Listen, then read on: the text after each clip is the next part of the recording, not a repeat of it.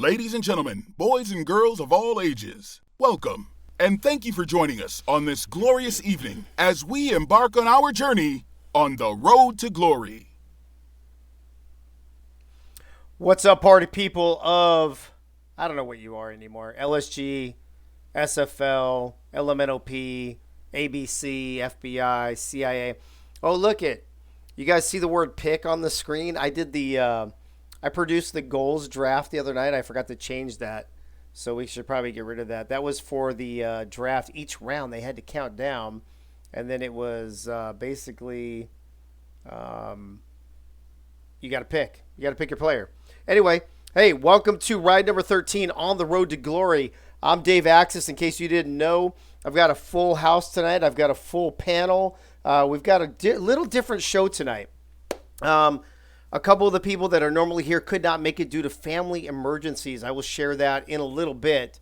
But in addition to that, in addition to things being a little different, we have some breaking news. Oh, you know what I did? I killed something. Hold on. There you go. We have some breaking news. We have 3 different breaking news stories coming out of Lone Star. One's going to break tonight for sure. Potentially 2, probably not 3. I think the third one will probably wait till next week. But 1 for sure, 2 possibly, 3 maybe. I'm not sure. Either way, regardless if we do 1, 2, or 3, I don't know when I'm going to announce them throughout the show. It could be in the middle. It could be at the end. I haven't decided yet. I'm just going to decide when it goes with the flow. You're welcome. Eddie, you love when I tease you, bro. You know that. What's up? Before we get to the party people in the chat and finish teasing the rest of everybody in addition to Eddie Gage, maybe I should introduce my sidekick, my cohort, my partner in crime, the man who owns the Lone Star Glory, the man who's here by my side every week, every day of every season, the one and only Charles Doherty. Charles, what's up, bro? What's going on? How you doing tonight? Mr. Ambassador, I'm feeling all riot. I'm sorry, what was that word? I'm feeling all riot. How do you spell that exactly? I don't know, R-A-I-T. Okay, I just wanted to. Is there another word you're thinking about that you need to? No, I'm definitely thinking of that word many times tonight. Riot. Okay. Rate would be a better word, I think. Don't you think rate would be a good riot? Word? Okay, right. Okay. Riot, whatever. All right. Well, Bo Martin Jr. needs to take. I'm just saying, Bo Martin Jr. needs to take a shot. That's all I'm saying. But anyway, hey, you know what this week was, right? This week, hold on, let me find my little GIF here. But this was another bye week. We were fortunate enough, Charles, to get a top 4 seed to earn a 3rd bye this season. So, how did you enjoy it? Oh man, I just relaxed. I spent some time with my daughter over the weekend. Yeah. Help her find a place to move in. Nice. And I didn't really think about the SFL that much. So would you rather, given the choice, would you rather play in the wild card and kind of maybe get some momentum but have more work to do and more stress, or would you rather have this week off like we did? Oh man, I don't want to play in the wild card. Hell no. No, especially with the way these went, right? Yeah. Less amount of games you have to win. There you go. Exactly. For me. And there were some upsets, by the way, which we will touch on. Gunny, I don't think it's how you spell it. I rate Toinkos as a good new word. That's awesome. But let me see. We don't have anything to talk about the Lone Store this week, but we do have something big next week for the Lone Store, right, Charles? Next week? Yeah, we do. Do you want to talk about it? We're talking about the vote for Yeah. Model of the Year. Yeah, go ahead and Model of the Season. Go ahead and fill everybody in. Yeah, we're going to go back and look at all the great advertisements for the Lone Store, and we're going to let you all vote for which model is your favorite. Right. And do you have a personal favorite, Dave? Myself. Of course. With the pill. Wow. Hold on. I think I might still have that. Hold on. Let me see if I still have it. Admitted that was you? No, bro. I wasn't sure. Dude, there were rumors going around. Okay, there's no shame in my game. Now. Was that one of your big announcements? Yeah, this is the spare bedroom in my house. Wow. Hello. Hey, there's no shame in my game. I'll take the votes. Hey, winning's winning. Okay. Hey. It doesn't matter if you win by an inch or a mile. That's what she said. Hey yo. Anyway, All right. let me. You know what? Before I let you introduce our panelists tonight, I'm gonna go ahead and check out the party people if you're cool with that. Let me go back to the Sure. bye thing. I don't think we need to see me with pink pillows anymore. Let's see who the first person in the house. First person in the house tonight, Bo Morpheus Jr., followed by Art Vandelay, Pseudo Nakai. Freddie is in the house. Nate Hall, Zach Holdorf, Bob Funk, the lovely, amazing, perfect Pink Lisa's in the house. Good to see you, baby. Thanks for being here. Followed by Kendra Hall. Kendra and Lisa, what a team, what a pair. Biff Markham with subscribed for 7 months. Bro, I got like 2 shows left. I don't know why you're subscribing for 7 months. I'm just playing. Or am I? The mighty Joe Young, good to see you, bro. USMC Sniper, so glad you changed your name. He said Jacksonville has declared last week's game against London to be stolen from us, and we will be playing this week. Do you want to play us? That we can work that out. I'm cool with that. Me versus Mike All, I'm down with that. First time chatter, Mike All GM. I'm not sure how that's possible. How is that possible? Mike, Mike, are you on here? Did you change your name? Where'd Mike go? Mike. I think he changed his name. But anyway, Gunny's here. Master Guns 5. Eddie Gage is in the house. Josh Farnsey is with us. Albert Begin. Ooh, we got a good packed house. People must be waiting to hear this breaking news out of Lone Star. If I forget your name, Yogi's in the house, I see. Let me see who I... One's down. You already had one breaking news. What was the first breaking news? That was you. That was really your room. You actually have a Oh, room like that. yeah. Oh, so I guess we have 4 breaking news tonight. Yeah. That's all right. Knock that one in, you crafty little... You crafty little mother. Base Scout is here, which is Base Scout is oh my God, who's Base Scout? I know who that is. Hold on. It's Doyle. It's Doyle. Okay. Doyle's here. Bio City Chef. I love when Gunny jumps in. I know he's like, listen, you dumbass. It's Doyle. Conscious You of the game. stupid. Bio City Chef, which is Mike St. Green, of course. I see Chad Rowland in the house. I see Ethan Kai. I see... Wow, they've got a lot of people here tonight. People wanting to see Project X Crusade. What's up? I haven't seen you in a minute. I don't know if you're smoking a cigar tonight, but hopefully you are. The Greg Soto is in the house, along with Santa Claus Gift and a few others. So welcome everybody to ride number 13 on the road to glory. I appreciate it. It's going to be a little shorter show tonight, like I mentioned, and I'm gonna start this off right now. For those of you who may have heard, may not have heard, before I let Charles announce our panelists, there will be no bullet points tonight. Bullet Beletsky is dealing with a death in the family this week, so he is traveling to that. So if you know Bullet, if you casually know him, shoot him a DM. Let him know you're thinking of him.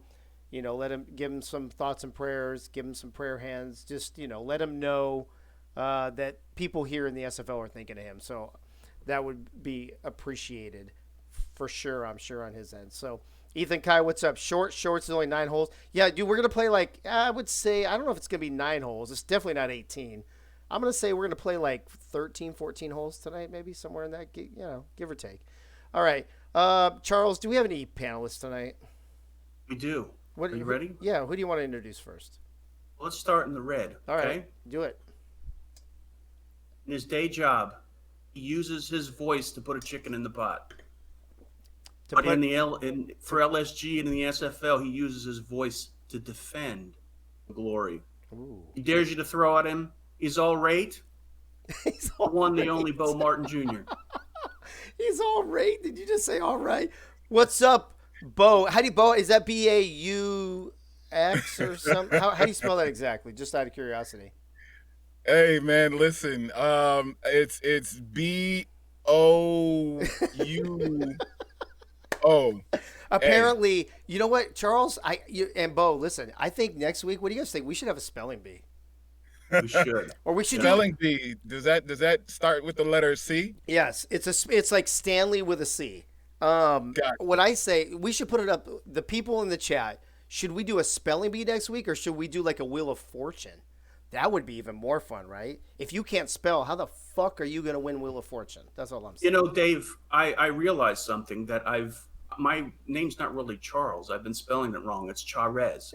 Yes. Does that start with an L? I Charlotte. don't know. I can't spell. I might have to go to San Antonio and find a spelled master. Charlotte. Well, either way, however you rate the way you spell your name, I'm totally behind you 100%. Well, like 99%. Boy, it's going to be a long night. It's going to be a long. Yeah, you'll be all right. Hey, so You'll be all right. wait. How do you rate that drink you're drinking right now, there, Bo? This is it's pretty strong. This is Jim Beam honey Yep. whiskey. All So right. Well, you the didn't cup answer. was about half full when we started. Yeah. We'll see where it ends. Wait, but you didn't answer me. How do you rate that specific drink? It's good. It's good. It's good. Okay. All right. I gotta chase that.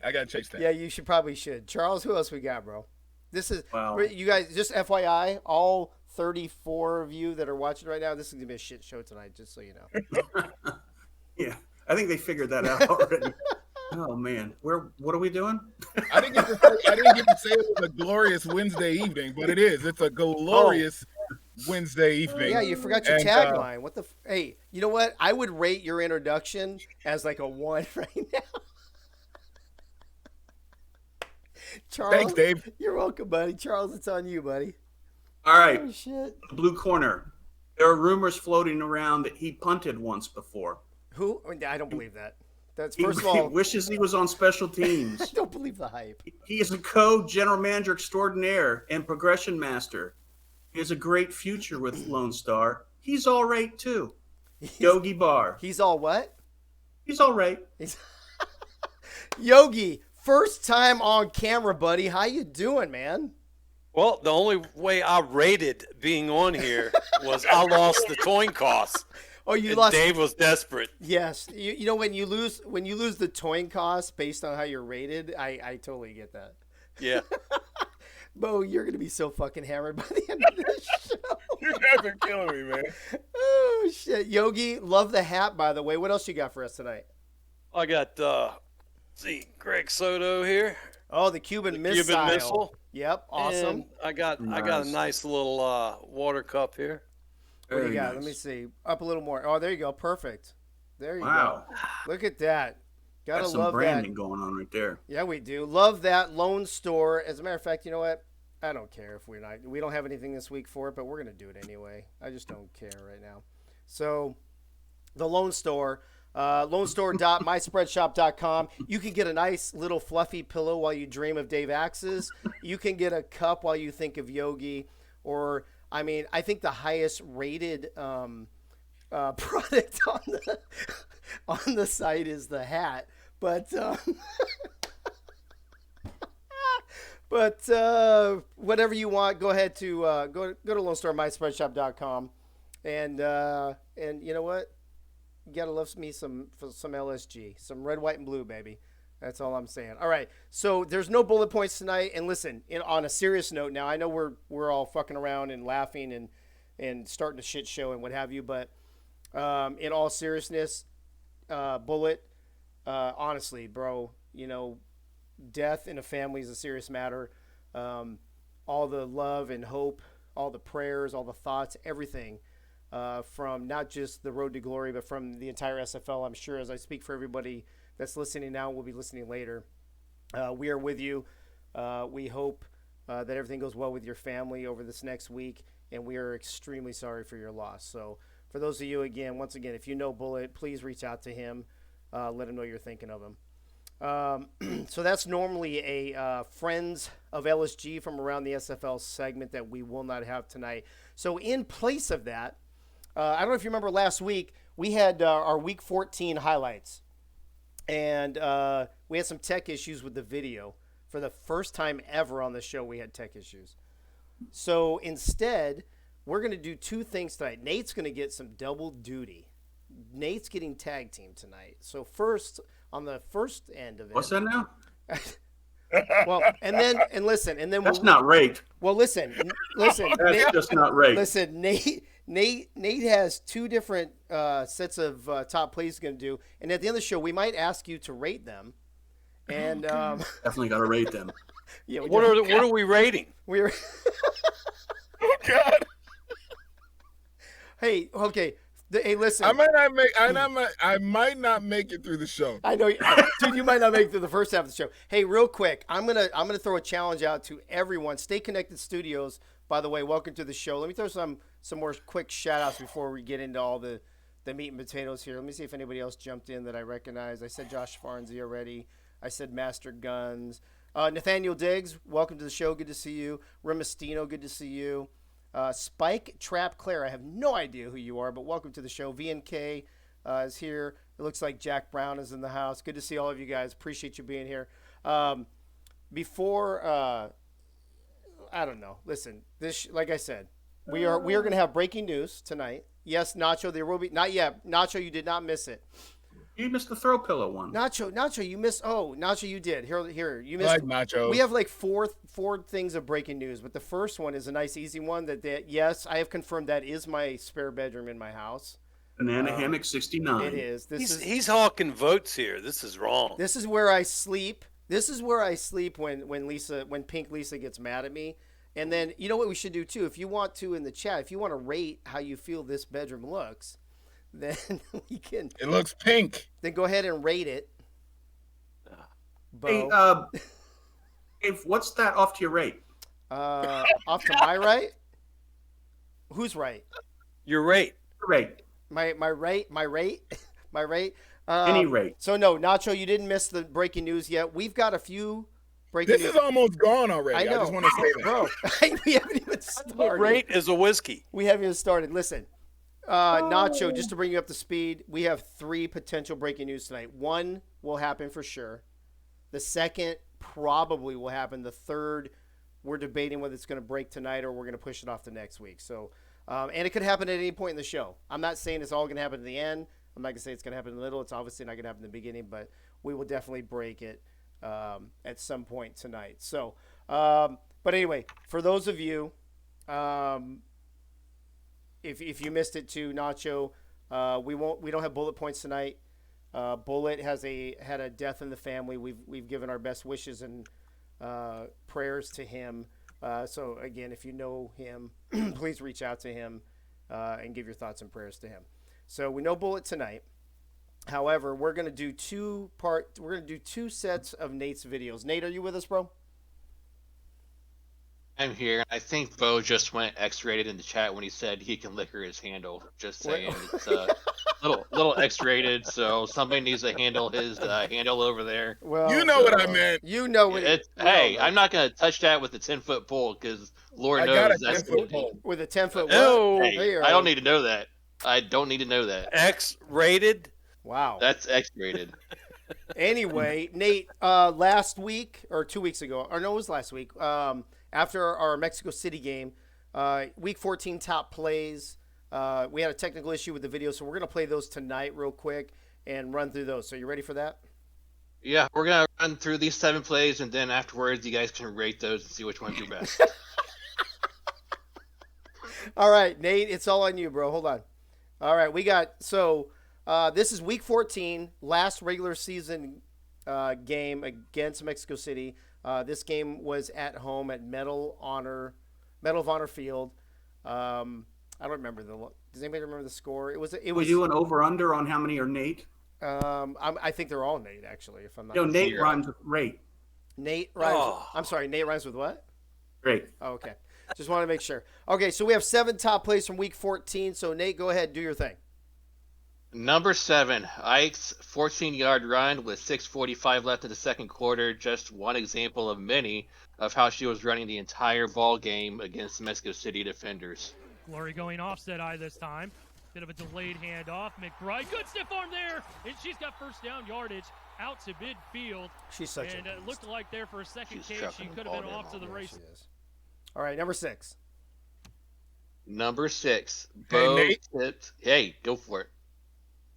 Before you play number 6, how Yeah. would you rate Ike as far as He's running backs go? calling himself out. He's doing it his fucking Hey, self. Hey, have so I want Chad to say, have Chad rolling on tag team just in case Bo needs. Hey, Chad Rowland, are you ready to sub in for Bo? I need at least one person who's not going to get drunk on the show. Oh, wait a minute. I I do can wanna handle mine. I'm say- good. I can handle Wait, mine. Chad might not be the best person to sub out, but Nate, go ahead. I do want to answer Bo's question because I did mention Ike in my interview with Josh Circle on Crunch Time, Yeah. and the motherfucker edited it out. So, What? Who's Hey, wait. Who's the motherfucker? Josh. Gosh, So- Josh Zirkle. Why are you being a motherfucker to Nate?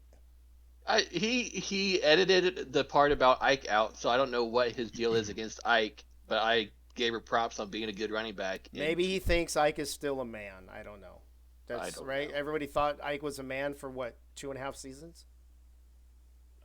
Yeah, still could be does. that. But anyways. Oh, be hey, listen. So instead of Charles, instead of Chad subbing in for Bo, let's have Bob Funk be on because that guy's never drunk. professional. So let's see. So one of these shows we gotta have Bob Funk, Chad, and Bo all on at the same time, all hammered, and maybe even bring Johnny on for that matter. But anyway, Nate, do your thing, bro. Yeah, number 6. Bo tipped a pass into one of our backups, Eugene Ogeron. I don't know if I'm spelling that right. But they intercepted Who it cares after Bo about tipped it back in. Yeah, right? Bo tipped a pass back in. 3:15 left. I in the love second Bo's quarter. attitude when Wilson he's to put it drinking. only where his receiver can catch the football as he comes out with 4 wide, empty in the I would gun. rate this Wilson, tip, quick fire shot, oh, 2 out of 2 out That of was a 10. great play. That was a great play. Great. What else rhymes with the word And great? then Eugene Oberon with the Irate. catch there and the Oh, interception. great. for Oh, Obergon. rate. That's I a good one. apologize for the It's mispronunciation. almost Late. gone. Okay, it's almost gone. All right, number 5, Nate. Hey, what rhymes with Nate? Bait. I feel like Oh shit! Yogi would know a lot about that. Hey yo. All right, number 5. What do you Hey-o. got? Albert forced a fumble, and Gunny was right there to recover it. 9:07 left in the first quarter. For the Glory. Nice. Handoff this time to Ray Bentley. The ball's on the turf. Looks like the Glory have covered it up, and they're going to get a fresh set of downs to Look at start that. Albert things with off the at hit, their own Nate with- 43-yard line. Great Gunny, you said turnover with to recover? start things off. Smash Yep. of a hit right here. We'll see who made the initial contact. It looked like Nice, right there. knocking the ball loose on that Boom, particular shaka. play. What was the rating on Safety this, for Albert Gunny or Quinn, for and Albert? on top of it is making- The rating was for both. They got equal Oh ratings. shit, dude, we need Bo for the latter part of the show. Just FYI. All right, Hey, Yogi, don't Hey, berate listen, him. I'm good. I can handle mine. I'm yeah, good. you already seem like it. Nate, number 4. He can mandle Hein. I can mandle my. I had. I can handle mine. Number 4, Nate. I mean, he's already got trying to people to try to handle his handle or something. I don't know, something. No, number 4, Ace to Soto, 20-yard touchdown pass with 3:15 in the third quarter. He fit this one between 2 defenders. Eric, honestly, has stood up, but as of right now, the offense not giving him any help.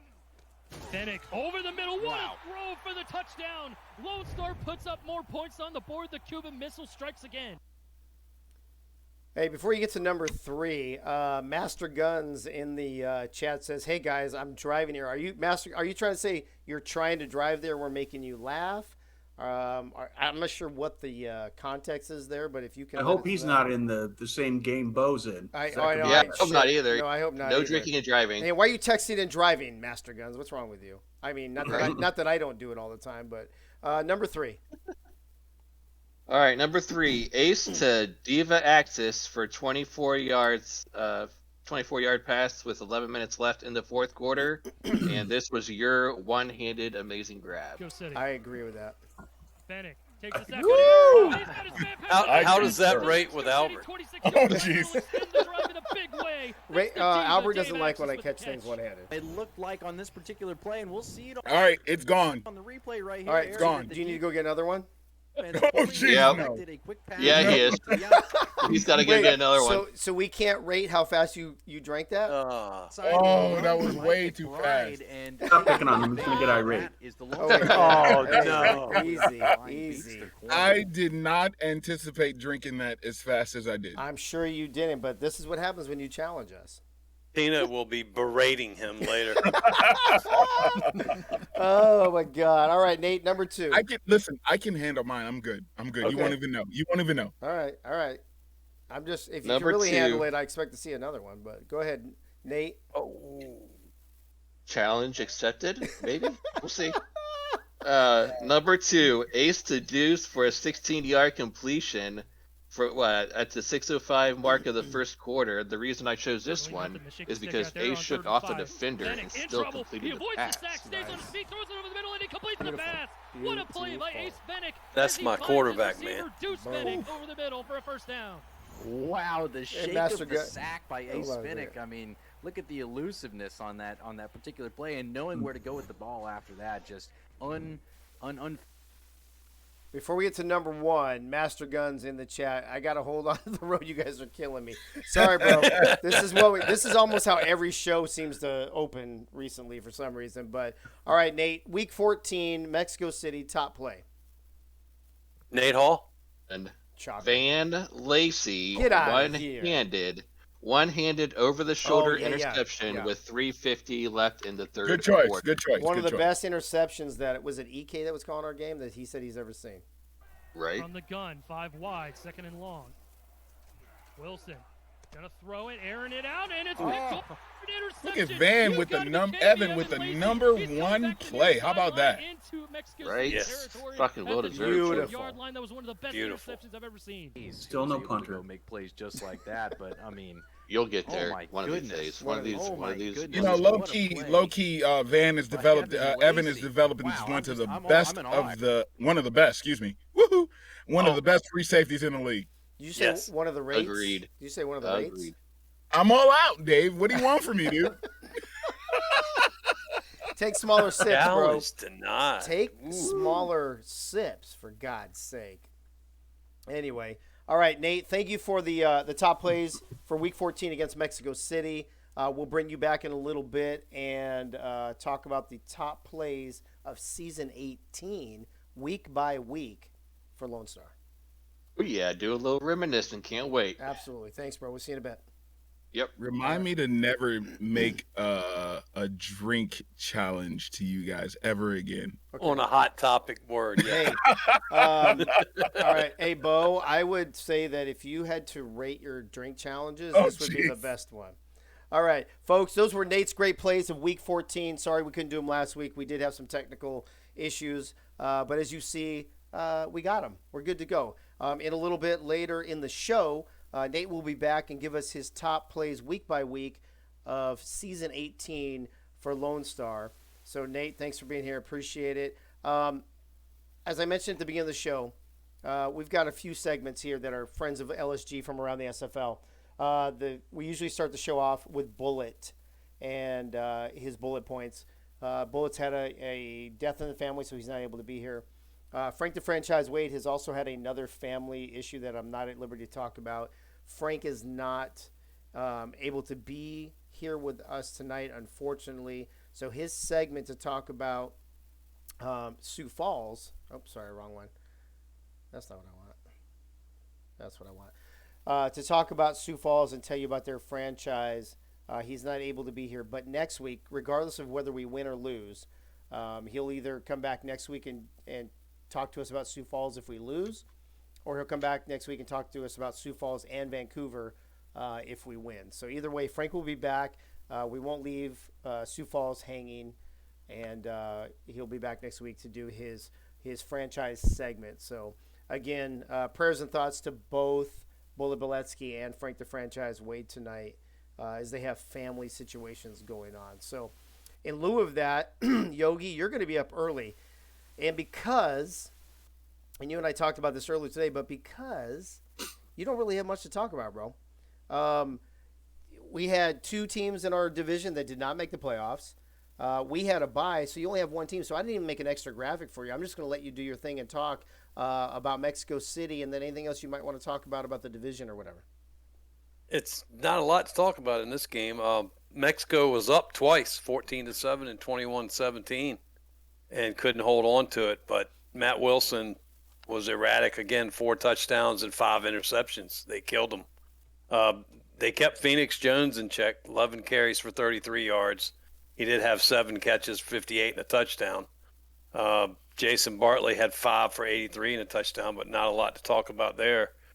Jeffrey Daggs did all he could to help him. He had 9 tackles, 3 assists, a pass defense, 9 kick returns for 317 yards and a 101-yard touchdown, but it wasn't enough to help him. They couldn't keep Keith Swearingen in check. He had 31 carries, 118 yards, and 3 touchdowns. Buchanan Simons had 6 catches for 140 yards, a 64-yard touchdown, and Lyric Da Vinci had 7 catches for 110 yards. Josh Reese had 13 tackles, 4 assists, 2 pass defense, and 3 interceptions. And John Stamango had 2 interceptions. So the safeties were responsible for 5 interceptions. And they were just too much for Mexico to keep up with.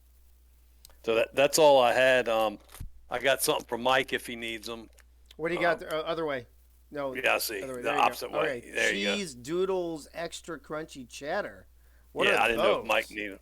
Oh, they're made by Wise Chips. I don't know if you're familiar with Wise. I don't know that I am. Virginia. Is that like an East Coast thing?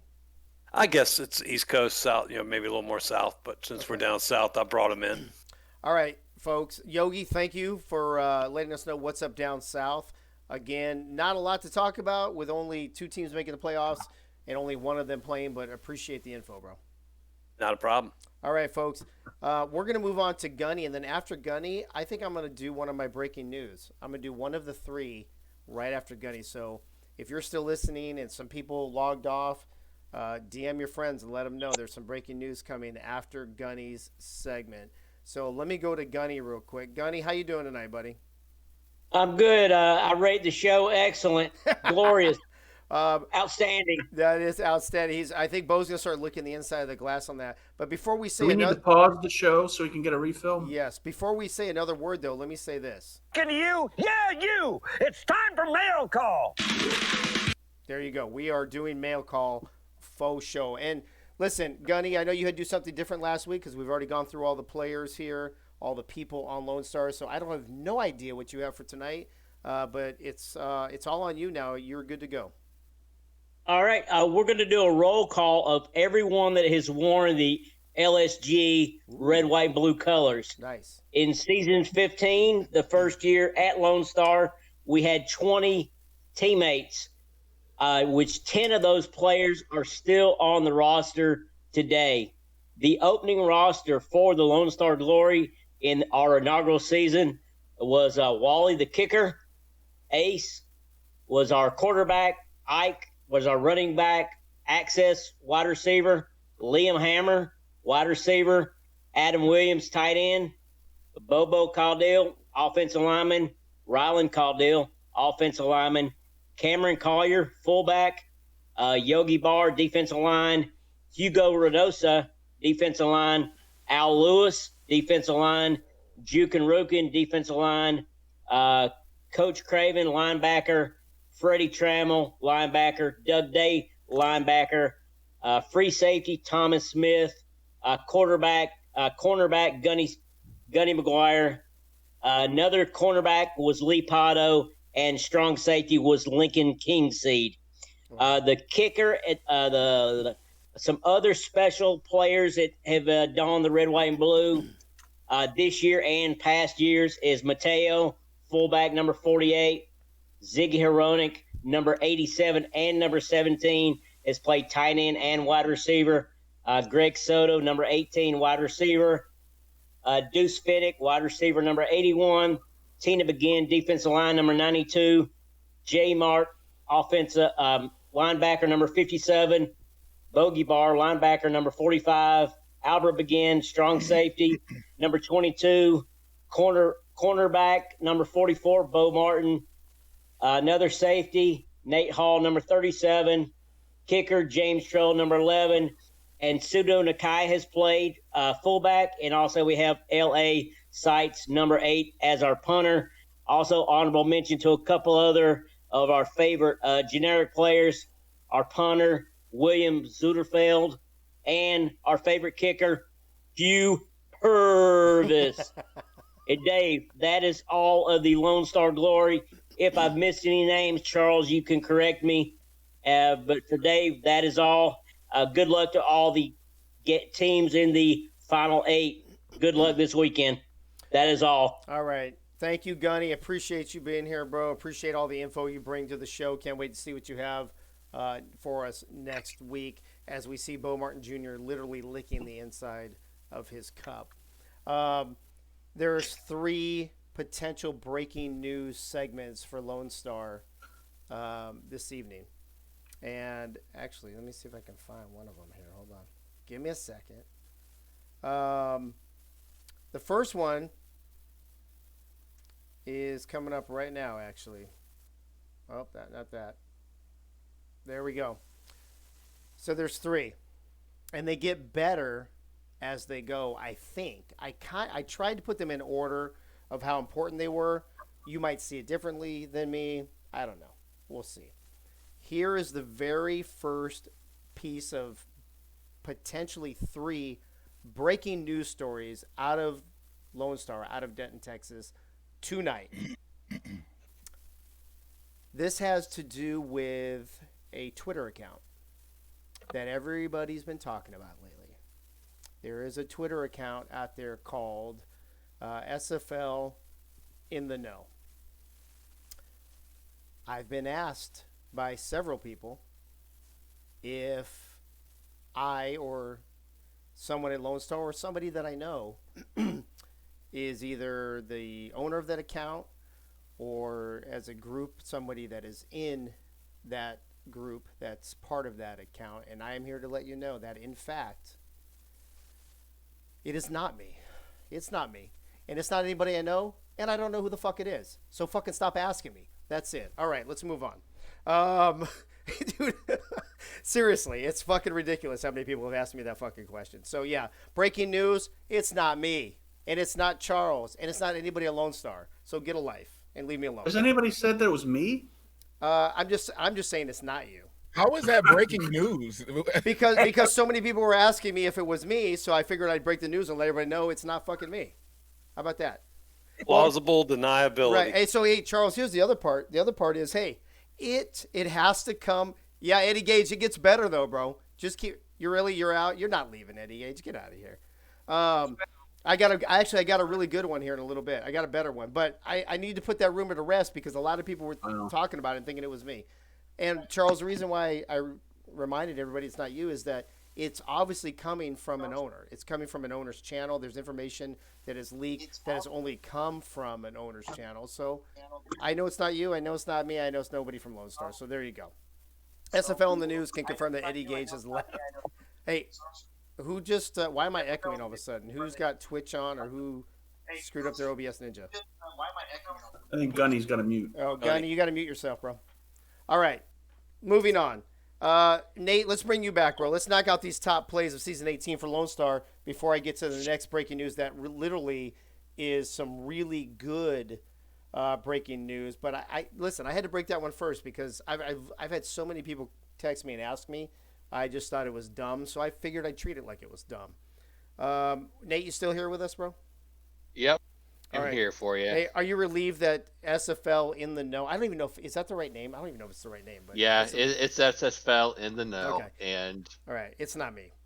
For anybody that thought it was you, is freaking retarded. Yeah, they're dumb. Yeah, I get it. All right, so all right, so Nate's great plays. Obviously, it's not week 14 anymore. This is the top plays week by week of season 18 for Lone Star Glory. Your season 18. Did I mention that tonight yet? That we are the South right Division? there, Dave. Yeah. Lone Star? Yeah, sorry. I thought I was drinking your drink. The South Division champions. Have I mentioned that tonight at all? That we are the South Division champions? No? Okay. Season 18 top plays, week 1. Nate, you kick things off with a bang, so why don't you kick things off with a bang right now? So week 1 was my pick 6 versus Queen City. I think that was the first score of the season in a sea of defenders. It was, as a matter of fact. Here as Caswell drops to throw. It's picked off at the 28-yard line. Back on the return. Lone Star 40, 30, being chased by Comisac. 15, 10, 5, touchdown. Lone Star Nate Hall gets the glory on the board. So on the All right, week slant one pattern down, here, able Nate, to way to just get us started. diagnose it. Somebody What a give this beautiful guy a pick six, PhD. Diagnose that play perfectly. On Knew the where right the ball foot was for going to sure. be, cuts in front of it, Look at and that. nobody can catch him as he heads. Love seeing all those progressions come to fruition. Well, hey, and didn't we kicked off in that game, so they had the ball first, so that was literally like the first play of the season, right? Oh yeah, it was literally the first play from scrimmage for our defense. Beautiful. Albert began in the chat saying, if Dave got a new hat, breaking news. Bro, I could do a whole show on the amount of hats that I have in my closet, for real. So, all right, what do we got for week 2 there, Nate? Week 2, Greg Soto's touchdown catch to win us the game late in the fourth quarter. Deuce with the catch, 33 on the clock and counting. Gonna air it out past the defense. Lone Star has it. They're gonna be into the end zone. Touchdown, Greg Soto as they take the lead. And the defense, back and Soto, forth the you, entire Soto, game. me, Soto in the end zone as he finds a way. And London just is scratching their heads as they cannot figure out how he found. All right, week 3, I think might be the number 1 play of the entire season, but you go ahead and talk about it. Week 3, Dave Axis with your 72-yard touchdown catch late in the fourth quarter in an attempt to come back late in the game. I think that's the game we lost the ball. 52 points. That was DC, I think. Oh, DC, you're right. Fennec throws it quickly, finds his man past the defense. That's Dave Axis. No one's going to catch him. 15, 10. Well, where do you 5, rate that play, touchdown. Dave? Glory. I rate it number 1 in my It's heart. just a little bit closer. Is now 12 point the extra point and to make it just an 11-point game. But yeah, no, it feels like maybe. You know the best thing about that play, Nate, for me?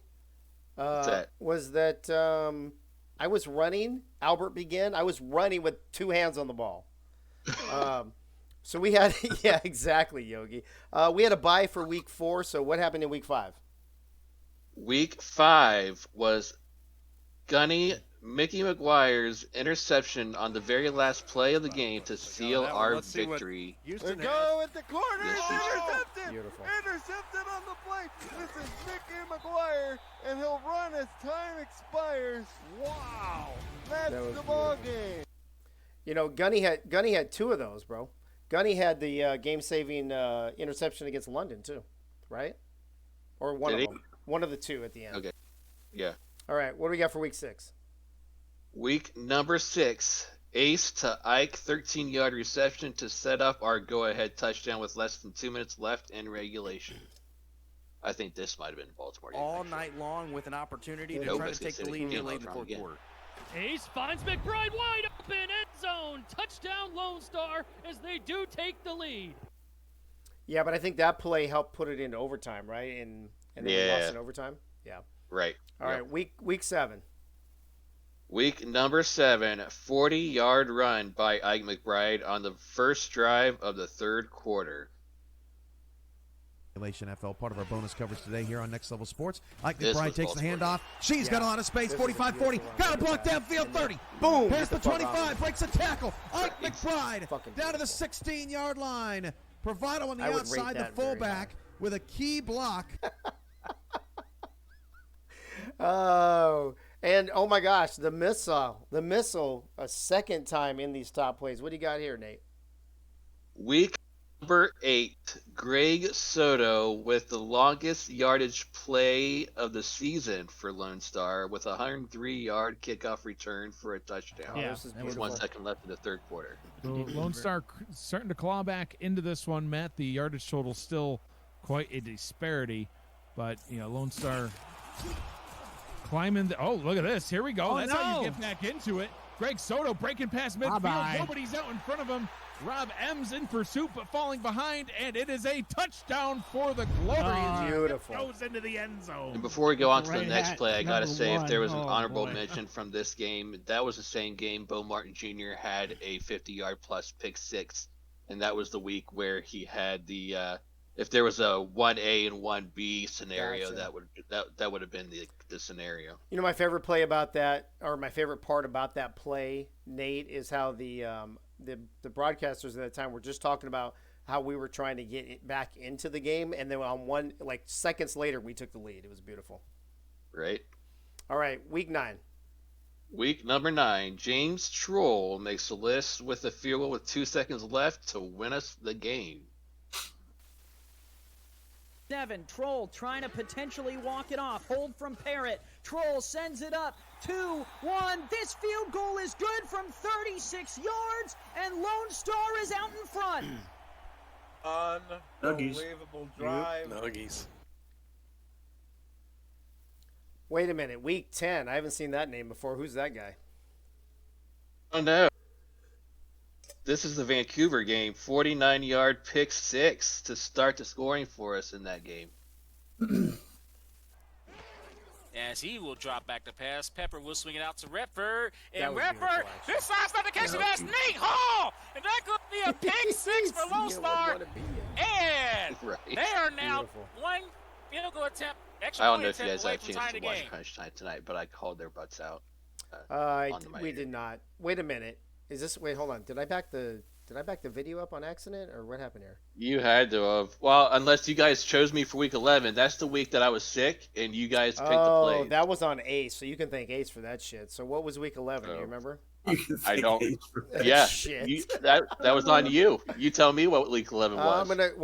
Like I said, Ace fucking chose it. So week 11, Nate Hall. As a matter of fact, I think that week you had 1 and 2, if I'm not mistaken. Ace. He did. Yeah. I think this is the game to. Oh, is that Albert that deflected it? Yeah. Edited it. Oh no. So, but really, Albert should get the top play, but. Yeah. Honestly. Boom. He's like, here, Nate. You take the credit. Ray might be. Week 13. Wait a minute. This is a twofer? Yep. This is a twofer. Week 13. Axis 15-yard touchdown reception and tack on an Ike run with for a 2-point conversion to tie the game with 5 minutes left. 5-17 in the waning moments of the fourth quarter. Pass over the middle. Hey, look at that. Touchdown. It's the Diva. Lone Star are now a 2-point conversion away. That celebration, though, was like... open again. Dude, I think the celebration should have made it a 3-way tie, but go ahead. I've talked about throughout the last couple weeks, finding that space between Woo. the linebackers Soto would have and gotten the hurt on that safeties. celebration. Soto would have gotten tackled by the shoestring and fell 1 minute short of the goal line. Receiver on the right side, they'll go with a run for McBride. And there's She's been McBride. excellent There's today, Ike and with she the will put 2-point conversion. Absolutely beautiful. Week 14. In week 14, we looked at a couple minutes ago, Van Lacey with his one-handed over-the-shoulder interception in the third quarter of our game with Mexico City. The gun, 5 wide, second and long. Mike all in the chat. Attaboy. Wilson gonna throw it. Oh, Aaron dude, it that out, and is it's picked up. beautiful. Interception. You got to be kidding me, Evan Lacey. He's coming back the near sideline into Mexico City territory at the 24-yard line. That was one of the best interceptions I've ever seen. Who was able to go make plays just like that. But, I mean, oh, my goodness. Oh, my goodness. And what a play by Evan Lacey. Wow, I'm in awe. I love when the commentators said there, Nate, that's one of the most beautiful interceptions they've ever seen, like hit in ever in the SFL. Right. Yeah. Honestly, it was. So there you have it. Top 18 reminiscent of the season. As we wrap up this segment, Charles, let me start with you. Out of all those plays you saw, which one stands out the most to you? I think anytime a defensive back takes it into the end zone, it's special because it doesn't happen very often. That's true. We had a few pick sixes there for sure. Bo, how would you rate all of these on your scale? I don't know. He's gonna owe us like 20. He's gonna owe us like 20 drinks after that. Jeff Banfield, good to see you, buddy. Good to see you. Oh yeah, please, those of you in the chat, give us your info. Come on, you know the deal. You know how we go back and forth. Jeff Banfield, good call on there. The one-handed pick by Evan Lacey. Go ahead, Bo. Yeah, I gotta be honest, man. I'm not just because I'm a defensive player, because I thought Greg's 103-yard run back was awesome too, but that Van Lacey interception was so fluid, the motion. It was like ballet. I know a lot of football players play ballet, but it was like ballet, man. It was just so fluid. And to have the wherewithal to come away with the pick and then get a nice little run back afterwards, that was just poetry in motion. Yeah, what's going on? I agree with you. Don't worry about what you see on the screen. They don't see it, so don't worry about it. Yogi, why don't you drag this out for a minute here and tell me what you think? You want me to give a rating on it? Yes. I would love for you to give a rating on it. I would have to give. I can only imagine where I'd be right now if I had. Dude, if you had poured yourself like a high glass or a highball, oh my God, bro. You'd be already looking to refill the third time. I have to give Nate credit for that first interception on the first game, first play of the season, because that set our season, the tone for that 2-10 season right off the bat. Yeah, I could see that. There's been a lot of big plays this year, so it's really hard to pick. You know, that Greg kick return touchdown really changed that game. Gunny's interception against London in the fourth quarter, where they could have just run the ball forward and gotten a first down. Game was over, and he threw it instead. Gunny picked it, and we were able to steal that game. That was huge. There's been a lot of big plays. There has been a lot of big plays, and Nate, we appreciate you, along with Ace, by the way, folks. Just so you know, Ace makes all these videos for us. Nate gives Ace the plays, but Ace is the one who puts all the videos together to help us out. So, Nate, first of all, thank you for putting those together. Appreciate it. And Ace, I know you're listening, so thank you, bro, for putting the videos together. Nate, we will see you next week when we've got Nate's great plays of the quarterfinals. Yeah, and I want to echo that too. Thanks to Ace.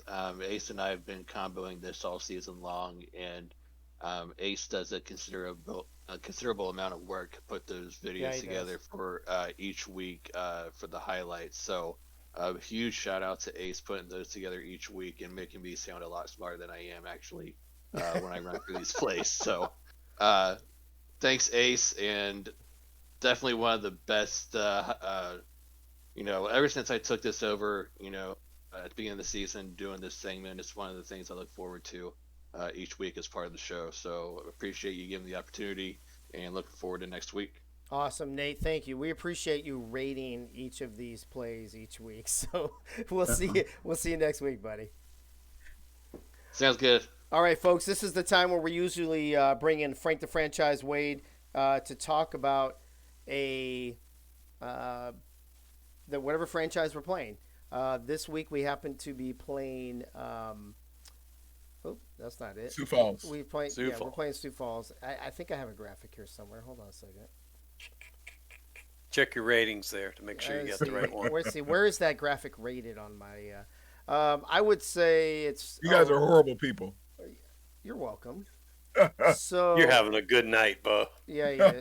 Oh yeah, dude, he's hammered already. Are you kidding me? Imagine if he had another drink. Holy crap! I think I'm doing all right for the amount of this glass was half full. I think I'm doing pretty good. That's what they always. You know what? I love that positivity about you. That your glass is half full, Bo. I love that about you, buddy. You know what's funny is I'll probably watch this back and then realize that half of my words were incoherent. But right now it sounds like I'm doing just fine.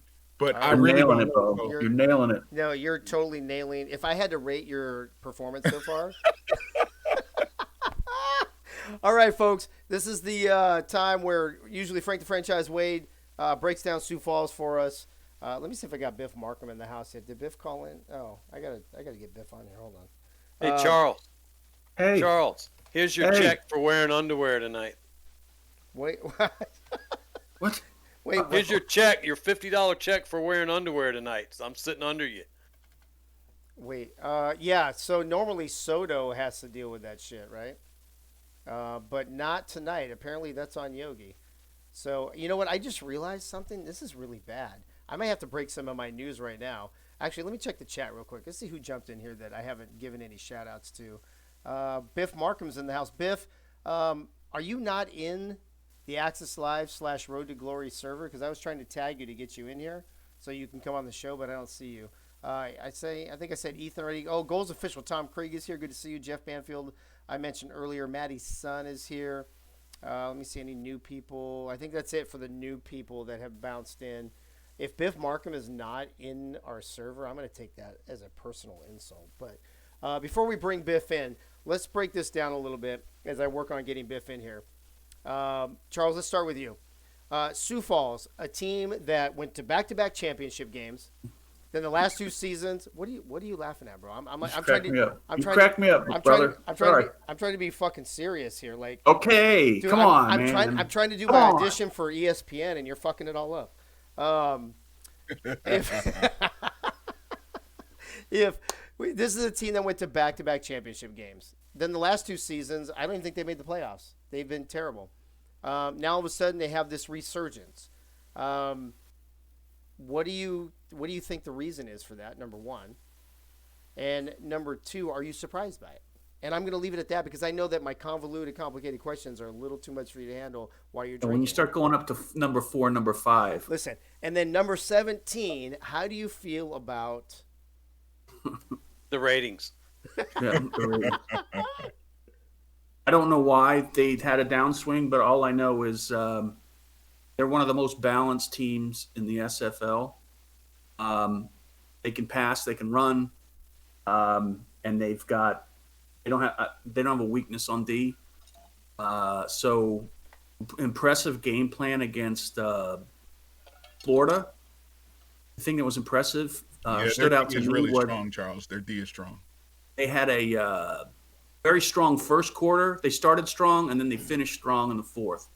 So, they did what they needed to do, and this is going to be a black and blue game with people be walking off the field with blood coming out of their nose.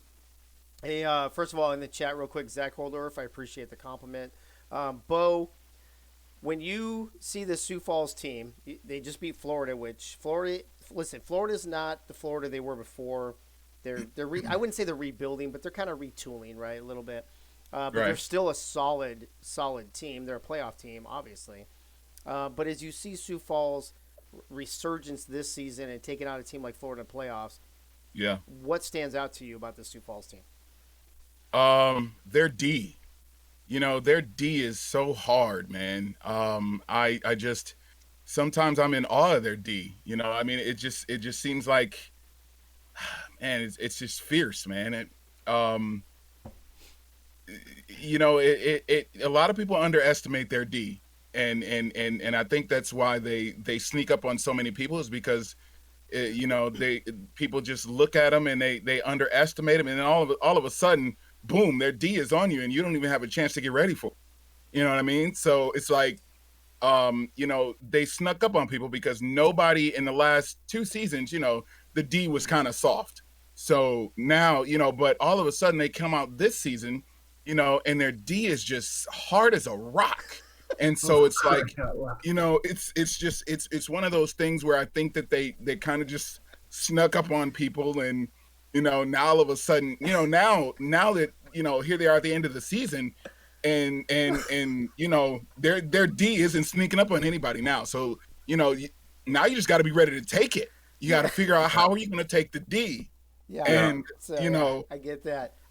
So Yogi, all I can say is they can't sneak up from behind anymore. No, you can't. You can't sneak up from behind anymore.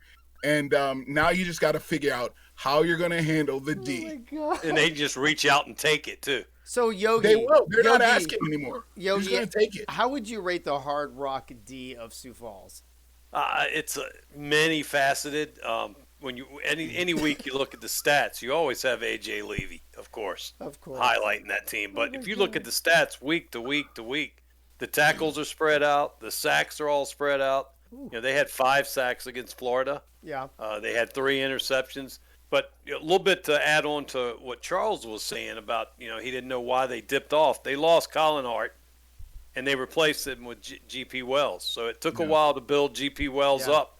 To where he is. He had a whale of a game this week. I think like 31 carries, 154 yards or 58 yards. He had a big game. And that has a lot to do with the D, Yogi, because the D just opens up so many things. It does. It sets the tone. Yeah, the D just when you have good D, it just opens things up, man, and all of a sudden everything else just kind of flows. We need to give Bo drink challenges more often. I think that's why they've been so successful. I rate this version regardless of what people say, they're proud of their D. Yes, they are. Yes, they are. Now listen, their D. They have no D envy, that's for sure. No, but their D kind of shriveled up the last couple seasons. Am I right, Charles? Yeah. In the playoffs, though, they played hard. They did play hard in the playoffs for sure. So speaking of the word hard, we've got Biff Markham coming to visit us here, defensive end for this Sioux Falls team. Biff, first of all, welcome to the show. Is this your first time on or no? Yeah, it is. It is Really? my first time on. So we love first timers, especially when we talk about the D. But let me ask you this, and this is a serious question, regardless of what Bo says. If this is a team, and like I said to Charles, back-to-back championships, and then a couple seasons ago, you guys were predicted to go to the championship game again. Didn't even make the playoffs. Didn't make the playoffs again last season. What do you attribute to the resurgence this season after the last couple seasons? Say the D. I think there's a lot of things. I think it's the crew that we have this year compared to last year. It's the D. There's so much more life in this team. GP Wells has gone beyond anybody's expectations. Again, I say the unsung hero is Caesar Ackerman. Last year, we couldn't run the ball to save our soul. We bring in a tight end. Yeah, Caesar's not involved much in our passing game, but to me, I think he is one of the key points of why GP is MVP. Wow. Okay. So what would you say then? First of all, how many seasons have you been with Sioux Falls? 2 seasons. This is my second, so okay. I missed all the championship good times. So you missed the 2 championships in the first season of missing the playoffs. So you missed the playoffs last season, but you came back this season. When you go against a team like Florida, and everybody knows, listen, Florida, 3-time champions, as Bo is reminding us, it's all about the D. 3-time champions. They're going through a little change as well, just like you guys did a couple years ago. But what do you think was the key factor in you being able to pull off the victory against Florida last week? Was it the fact that you guys are kind of post-transition and they're in the middle of their transition, or was it game tactics? Was it coaching? Or was it a combination thereof? What do you think? Well, there's a lot of things involved, and I know everybody in Lone Star will also agree and know about this, because you're the only team that probably gets less respect than we do. Right? Yeah, people hate us, bro. They hate us. And, like to me right now, I was all excited about our game, but now that everybody's predicting us to win, I'm like, oh my God, here it comes. We're going to get our butt kicked now because everybody's jumping on the Sparrows wagon. But no, we're going to bring it next week. And yeah, it's going to be blood. So let me ask you then, speaking of Lone Star and speaking of this game coming up, how do you feel about the game coming? Now, listen, you're traveling to Lone Star. We are really good at home. We've won a lot of close games. I'm expecting a battle with you guys. So in a battle, with us being at home and having the experience of winning a lot of close games, do you think we have the advantage, or have you won a lot of close games yourselves this season? I think in a close game battle, it's really not one team has the advantage. It's who gets the breaks. Who's getting the lucky breaks. Just that there's always something weird happening that can decide a game in a close game. Interesting you say that. So do you attribute that to the AI? Do you think it's just a football thing? I mean, part of it is just football. Part of it, you could say AI. It's just, you have the old saying, on any given day, any team can beat any team. Right. But, the ball's not round, so it doesn't bounce exactly like people think sometimes. True that. Charles, do you have a question or a comment for Biff about the game this week, about Sioux Falls season, anything like that? I know I put you on the spot. I didn't prepare you, but no. I mean, tell me what it's like on game day for Sioux Falls. What does the team do? Anything special? What do y'all do? What you see in our chat, we're pretty much the guys that we don't hang out in the locker room. As far as the chat, you see us chatting in the games. You'll see me in there. You'll see Ernest in there. You'll see AJ in there. You'll see Jason in there. You'll see GP Wells. That's where we're at. We're there as soon as we get that win, we're in that locker room, and now that locker room is a buzz with memes, all sorts of stuff. We love before the game to put up how, like last week, before the game, we had it posted how everybody picked Florida to beat us. Yeah. That was already in there. And we knew that, going in. That, so, I was totally pleased and thrilled. Well, that was the best game I've ever played personally. So, of course, I was pleased with the game. There you go. Before we get to Yogi, I want to say, David Leathers, welcome to the show. David Leathers, the man with the best first name in the SFL.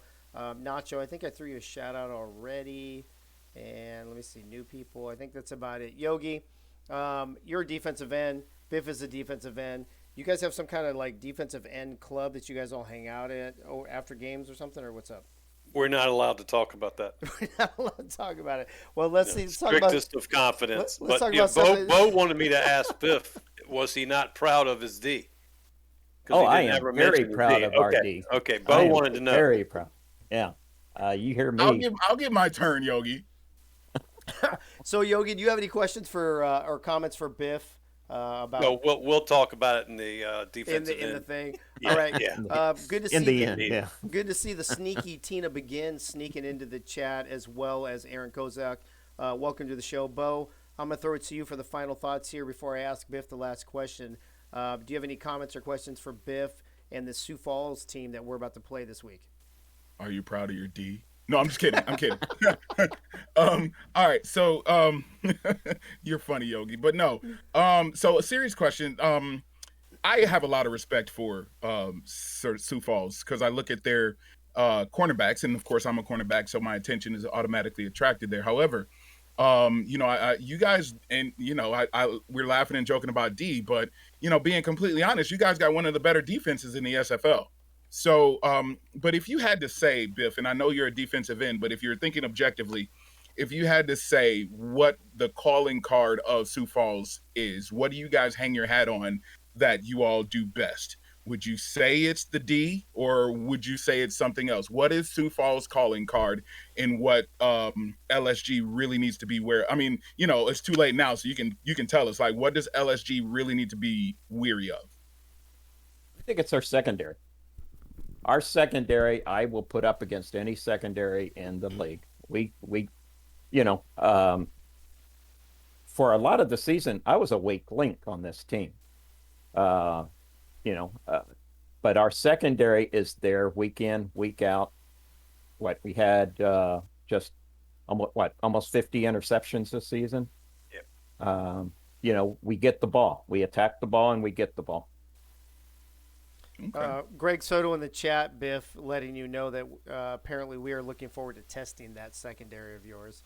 I'm sure you will. Also, we Zach, played last year, and I still remember watching Dave Axis run into the end zone, on those. Yeah, we plan on taking all of your D there, Biff. Wait, hold on. I'm sorry, Biff. Say that one more time. I remember last year we played, and you had like 280 yards receiving against us. You were just constantly running all by yourself to the end zone. Yeah, I'm sorry, Willie Biff. Beeman almost beat us. Yeah, I'm sorry, Biff. Can you say that one more Beeman time? had a great game, didn't he? Yeah, he did. Hey, I'm sorry, Biff. Can you say that one more time? I said Beeman had a great game. Oh, shit. Last question, Biff, before we let you go, bro. As you have seen this Lone Star team play this week, or this season, what do you think is what's the scary parts about us, or what are you concerned about this week coming to Denton, Texas? Can we stop Ike? If you guys have to throw against us, I believe we'll win. No. Sorry, Greg. The Greg Soto, I'm sorry. But I think Greg Soto? If you have to throw, we will win. But the combination of being able to mix it up, and if we can't stop McBride, it's over for us. Eddie Gage in the chat there, Biff, real quick. Sioux Falls forced more turnovers than any team in the league, and second place isn't even close. I know I already said last question, but I fucking lied like I always do. Do you think that's the difference in the game? If you can get Ace to throw a certain amount of interceptions, do you think it's going to be your game? Well, I think whoever gets the most turnovers is going to win this game. Interesting. So, yes, I would agree with that. Okay. All right. Well, Biff, thanks for being on for the very first time. Appreciate you being here. Yeah, thanks for having me. I would wish you good luck, but I actually hope you get your ass kicked this week. But no matter what happens after the game, we'll still be friends. How about that? 2 sacks, 5 tackles for losses. I'm hoping to double it. I'm sorry, you were breaking up. I said 2 sacks, 5 tackles for losses. I'm hoping to double it this That's week. my key for I don't want to hear that shit. All right, you're muted, bro. I'm just messing, bro. Hey, for real, though, thanks for being on here. I appreciate you, man. Oh, thanks for having me. All Take right, care. Bro. All right, later. All right, folks, Biff Markham, defensive end for Sioux Falls, coming on, talking about the game this weekend. I don't know what – I meant to ask him. Does anybody know what's their ranking? I know we're the 4 seed. What are they? Does anybody know off the top of their head? What's their seed? We're number 5. You guys are 5? Okay. So it's a 4-5 matchup, which is a pretty even matchup. I think we won one more game than they did, so I expect a shootout. I expect I expect a close game. Charles, do you expect a close game? Do you expect it to be a grind out? Do you expect it a high scoring, low scoring? What are you expecting this weekend? Low scoring, close game. Low scoring, close Whoever game. scores last wins. Whoever scores last wins. Bo? Hold on, he's checking the ratings real quick. No, I would say if we're doing a over under, I would say over under 46. So maybe not a high scoring game. Scoring game, yeah, okay. Yeah. Okay. All right, Yogi. What about you? Before we move on to the next segment. The battle of the stiff D's. No doubt about it. Who can get the running games going and whose defense really steps up? It's going to be the difference in the game. I agree. It may come down to a big play. You know, we've given a lot of praise to the D in Sioux Falls, but we have not talked about the D of LSG. I mean, we really don't have to talk. We know our D well, so we know what we can do. But it's going to be a slugfest. I mean, there's going to be D for days. So it's just going to be who can come out on top with the D. I agree. A D sword fight, yeah. Yep, a big sword fight. There you go. So, speaking of, I want to touch on something that he said real quick before we move on to Mike All. Biff said, outside of Lone Star, they're probably the most disrespected team in the league. Let's talk about Lone Star being the most disrespected team in the league before we move on to Mike All. Is this the breaking news? No. Oh, I got something to say about that. No, breaking news is coming after Mike All, and it is going to break tonight, I've decided. Us being disrespected, unfortunately, is not breaking news. We all know that. No, it's not breaking. It's like everyday news. But, yep. So first of all, they're all the so-called experts at the beginning of the season, like 19 out of 20 or whatever it was, all predicted us to go like 2-10, 3-9, 4-8 kind of crap, right? Week 14, I put it up there. The last game of the season, us and Mexico City being tied, winner takes the division, 107-49, more disrespect for Lone Star, and we win. And let's be honest, we dominated that game to the last 4 minutes, and then Mexico City came back and made it semi-close. Look at this week, you guys. This is an hour before we came on the air. Number 5, Sioux Falls, at number 4, Lone Star. We're the number 4 team in the league. We've been fighting this all season. Almost twice as many in the who you got for Sioux Falls than Lone Star. Yogi, let me start with you on this one. What's up with all the disrespect this season? It started at the beginning of the season. Listen, it was started in the preseason. We're now in the postseason, and it hasn't stopped. It's like lemmings. They're following the leader, 2-10, and they're following it. I don't understand it.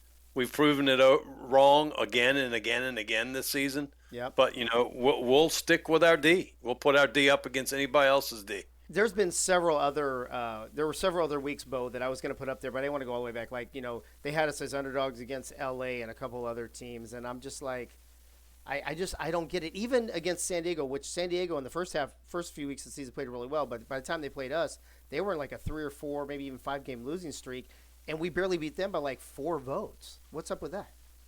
Yeah, you know what, Dave, I struggle with this because I try to understand that, to a certain degree, it is a bit of a popularity contest. But, you know, it's funny because people love LSG, but it's like they only love us when we're losing. You know, like they either love us because they want to be with us, or they love us when we're losing. Right. I don't understand, because LSG is one of the most classy teams in the SFL. I mean, you know, we don't get involved in all the disrespect or the mudslinging or all that other stuff that some of the teams do. We don't down talk. We're usually very respectful, but for some dumb reason, people just love to see LSG lose, you know, and I don't know why. And I'm sorry to disappoint all those people who love to see LSG lose, but you know, I think that we've only been favored in the Who You Got maybe, you know, 2 or 3 times. It's very rare that we're favored. I didn't look up the actual, you know, to get the numbers completely, but I know it doesn't happen a lot. We're favored.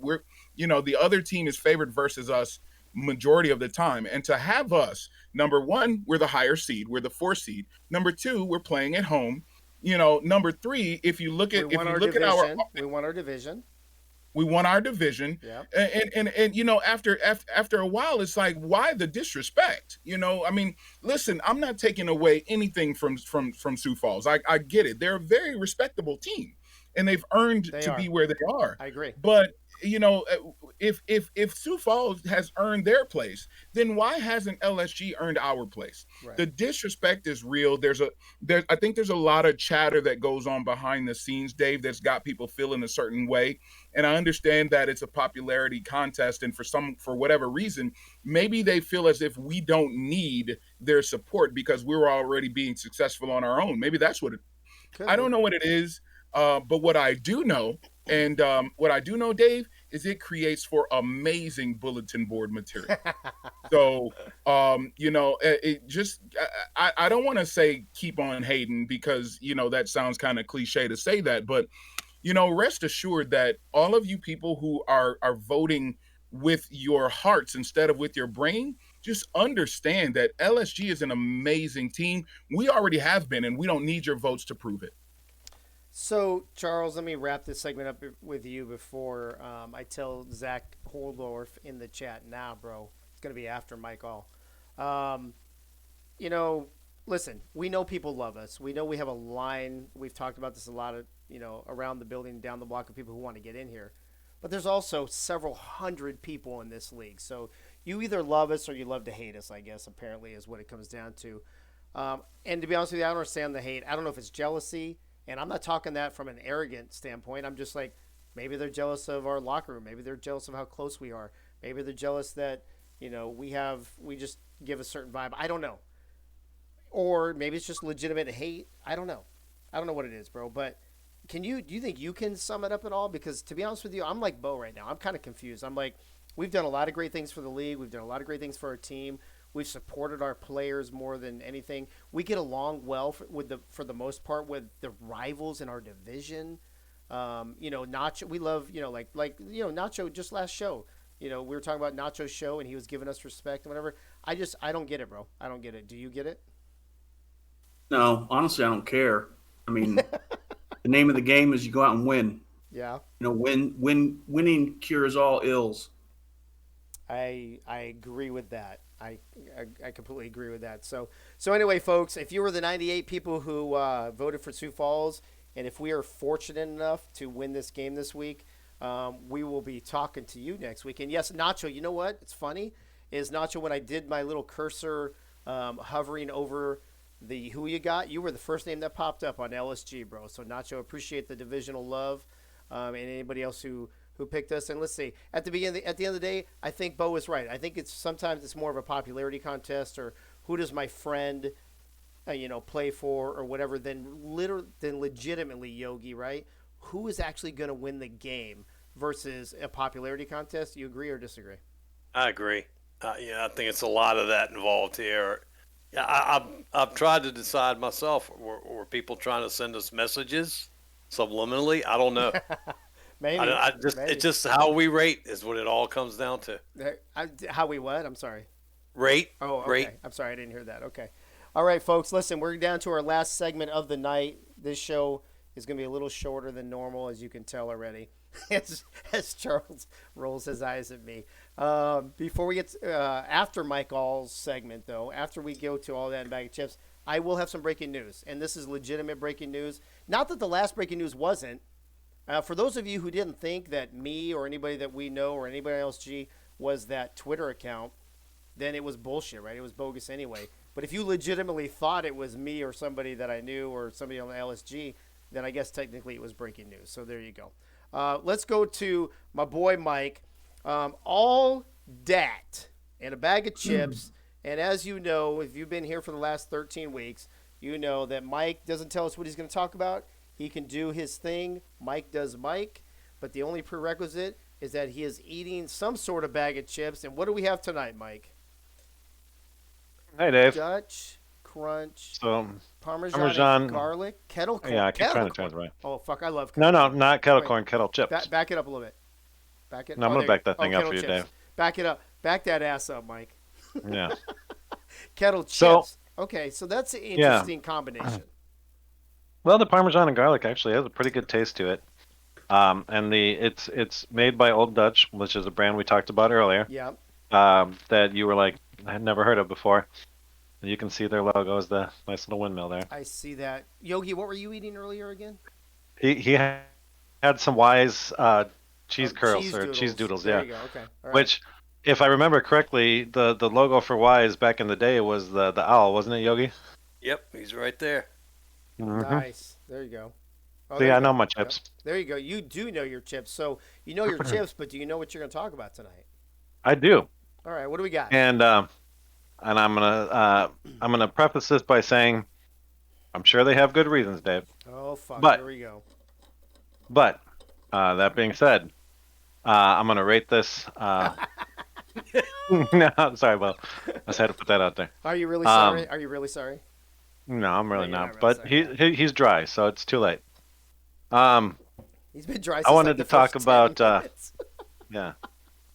I wanted to talk about something that Rastelli mentioned in the in Eddie's server earlier. Okay. At least I think it was Eddie's server.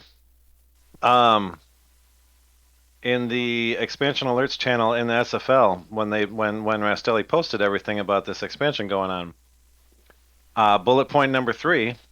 Shout out to Bullet. Sorry about your loss, Bullet. But they said in bullet point number 3, when the application window ends, all Google Drive links will be posted in this channel for owner review, but also for the community to review and see what is being considered. And now apparently they've changed their mind and they're not going to post anything. You know what's funny? Yeah, I didn't see that first post you're talking about, but I saw the response later where Rastelli responded to somebody and said that they don't do that or they don't make them public or something. Even though it says right there clearly they were going to make them public. Okay, so this brings up another thing that so Eddie and I were talking on the side the other night, and then I decided to pop into Eddie's server and give my 2 cents the other night. I don't know if it was Friday night or Saturday night, about, certain channels like the owner's channel that is a private channel, right, just between the owners. And where is the line between transparency and privacy, right? So obviously there's some things that owners need to talk about behind the closed doors, like voting for expansion, right? But if that channel or any other channels, I mean, a lot of us are inside channels anyway with a group of friends or whatever. It is what it is. But if that channel is used for negativity, if it's used to talk shit about people or whatever, that's a problem, right? No, Eddie Gage, I'm not going to pause, bro. And you know what? I'm probably going to come on your show soon and talk about it anyway. But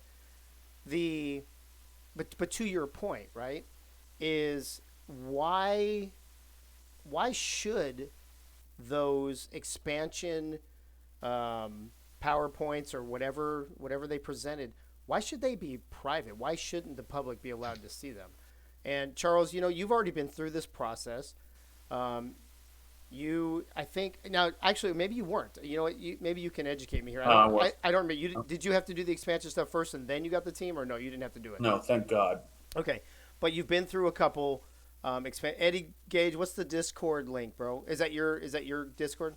Then let me ask you this: you're the only owner here on the panel, and then I'll get to Bo and Yogi. But as an owner, is there a reason? And you've seen not just this season, but I think expansion before.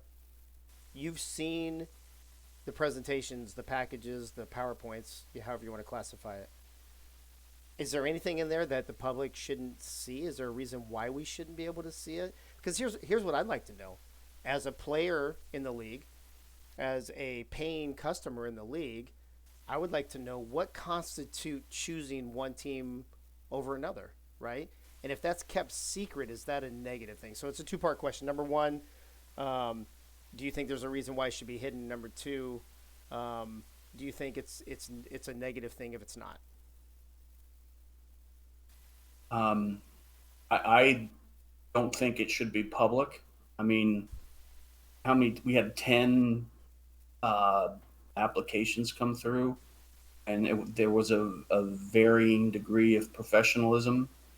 And some of these people, some of the folks that maybe didn't make it to the final round. I don't want other people to see what they put in. I mean, because the way this league is, they're going to hammer them. I mean, people go out and they find negative shit to say about people. And if somebody goes in there and this is a bunch of people they're in a hobby. This is a hobby, a game. And most people don't know how to put together a professional application for a team. And if you don't, I mean, you could still be a great coach. You could still be a great person, a leader, and you may not know how to do that. And if you put in something that's subpar and you don't make the grade, and then you're going to be subject to all the knuckleheads in Gen Chat going after them because, they spelled the word rate. Let's keep the ammunition out of the hands of people that don't know how to use it. Okay, so that's where I'm coming from. I Okay. think to your, I don't know if this was your second question, but Yeah, go ahead. I think that the league should probably be, well, I don't even know how they can do it, but I think it would be a benefit to the customers if. Right, To Charles. the customer. We couldn't Huh? hear you. We couldn't hear you all of a sudden. Can you hear me now? Yep. Yes. Sorry, it's getting comfortable. It's getting late. No, I was saying if it would be great if the league could articulate why teams made it, and that would help people in the future, and maybe, take a more of an effort in helping people put together applications, or maybe even make it easier for them to put an application together instead of kind of what we have now. Yeah. Basically the questions that need to be answered, and just make every application the same, and then make them interview. Okay, so Bo, before I actually ask you the question, let me look at the chat for a second. I think that's Jack Brown that said the expansion bid should have been made public from the start. I don't know if I would agree that they should have made public from the start. I think they should be made public after the fact. Nacho's question, what's the benefit though? And I'm going to get to that in a second. Here's the thing.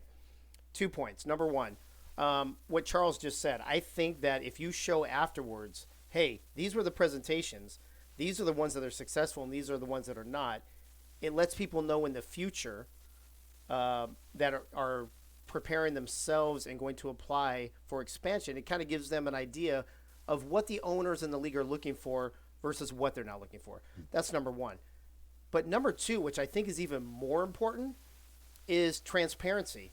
Because if you have 10 bids in the back and one of them gets in and they had a shitty presentation and they've never spent any time in the league and whatever else, and that's not a shot at anybody. I'm trying to throw some things together, all these negatives, right? And all of a sudden they get a team.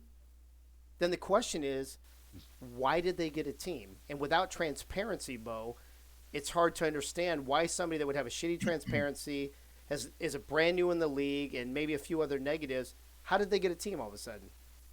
So I was all set to go in on why the team the bid should be put out there, and then Charles made such a wonderful point about how brutal the Gen Chat can be, and he's right. He is right about that. However, the whole reason why I was thinking that the bid should be put out there is for transparency. Right. Because, the fact of the matter is, I believe that if you, and don't get me wrong, I'm not privy to the owner information yet, but when I have to believe that there are going to be some presentations that were better than the ones that were chosen. Mm-hmm. And so, and going back to what I said about a popularity contest, there's a lot to be said about popularity contest, even when it comes to ownership. And I think perhaps maybe that's the reason for the lack of transparency. And so I say all that to say that I can understand Charles' point about about people going hard. So I will concede that perhaps maybe the intimate details of the bid should probably be kept quiet or not shared. But what I will say is this: the winning bids, especially since there's going to be 4 of them, the winning bids should be shared. Okay. But what I do believe, as far as the other bids, there were 10 bids, and ironically enough, none of us, unless you heard through the grapevine, none of us knew who those 10 teams were. Yeah. We didn't know who they were, and we didn't know who put and we didn't know who put the bids together. So perhaps there should be maybe a limited sharing of maybe not the intimate details of the actual bid, but at least the prospective owners' names, prospective owners' cities, and the prospective owners' teams' names, so we at least know who's attempting to buy a team. And then of the 4 bids who are chosen, then those particular bids should be shared so that those who would like to be prospective owners in the future could be aware of what is expected of them if they have a winning bid. And those of the remaining 6 that were not chosen can look at the bids that were chosen over them and then see what they need to do to perhaps improve their bid. Okay, so 2 things, Yogi, before I get to you. A couple things. Hey, Nacho, by the way, if you're willing to come on, I completely disagree with you about the transparency thing, and I know Charles has a timeline, so we got to wrap this up pretty soon. And Charles, no, you guys can keep going. I was gonna say, Charles, if you have to bounce, then you can bounce. And I know, because I know you have to get up early tomorrow morning. You told me about that earlier. But so Nacho, I completely disagree with you about the transparency part. So if you're willing to come on to talk about it, jump into the blue room and we can talk about it. But here's the other thing. Here's one of the guys, Ethan Kai, who has given, or who has been in the last 2 expansions, right? I don't know if he's getting a team this time, but I know he didn't get a team last time. He literally just said in the chat, I'm always willing to take constructive criticism as well. If they're just presentations, Yogi, and if they're just PowerPoints, I completely 100% don't see the need for secrecy. And maybe I'm missing something here. Maybe you disagree with me. Maybe you agree with me. I don't get it. And at the bare minimum, I agree with Bo, where I would say, hey, the ones who won, at least let's see theirs, so the expansion teams in the future will know what works, right? What they can do correctly. But I don't see a problem. I don't see a problem with showing all of them. Yeah, I do, because you got the same people that pick 2-1 against Lone Star every week. So is that information they can handle when they can't even predict wins and losses properly?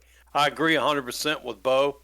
I think the 4 that win should be made public, because I believe that could help future teams or groups of people getting together to put in the bids. It'll give them the opportunity to see what the winning bids appear and how to copy that, how to emulate that, you know, how to format it. Right. I think it would help them in the future on coming through with winning bids.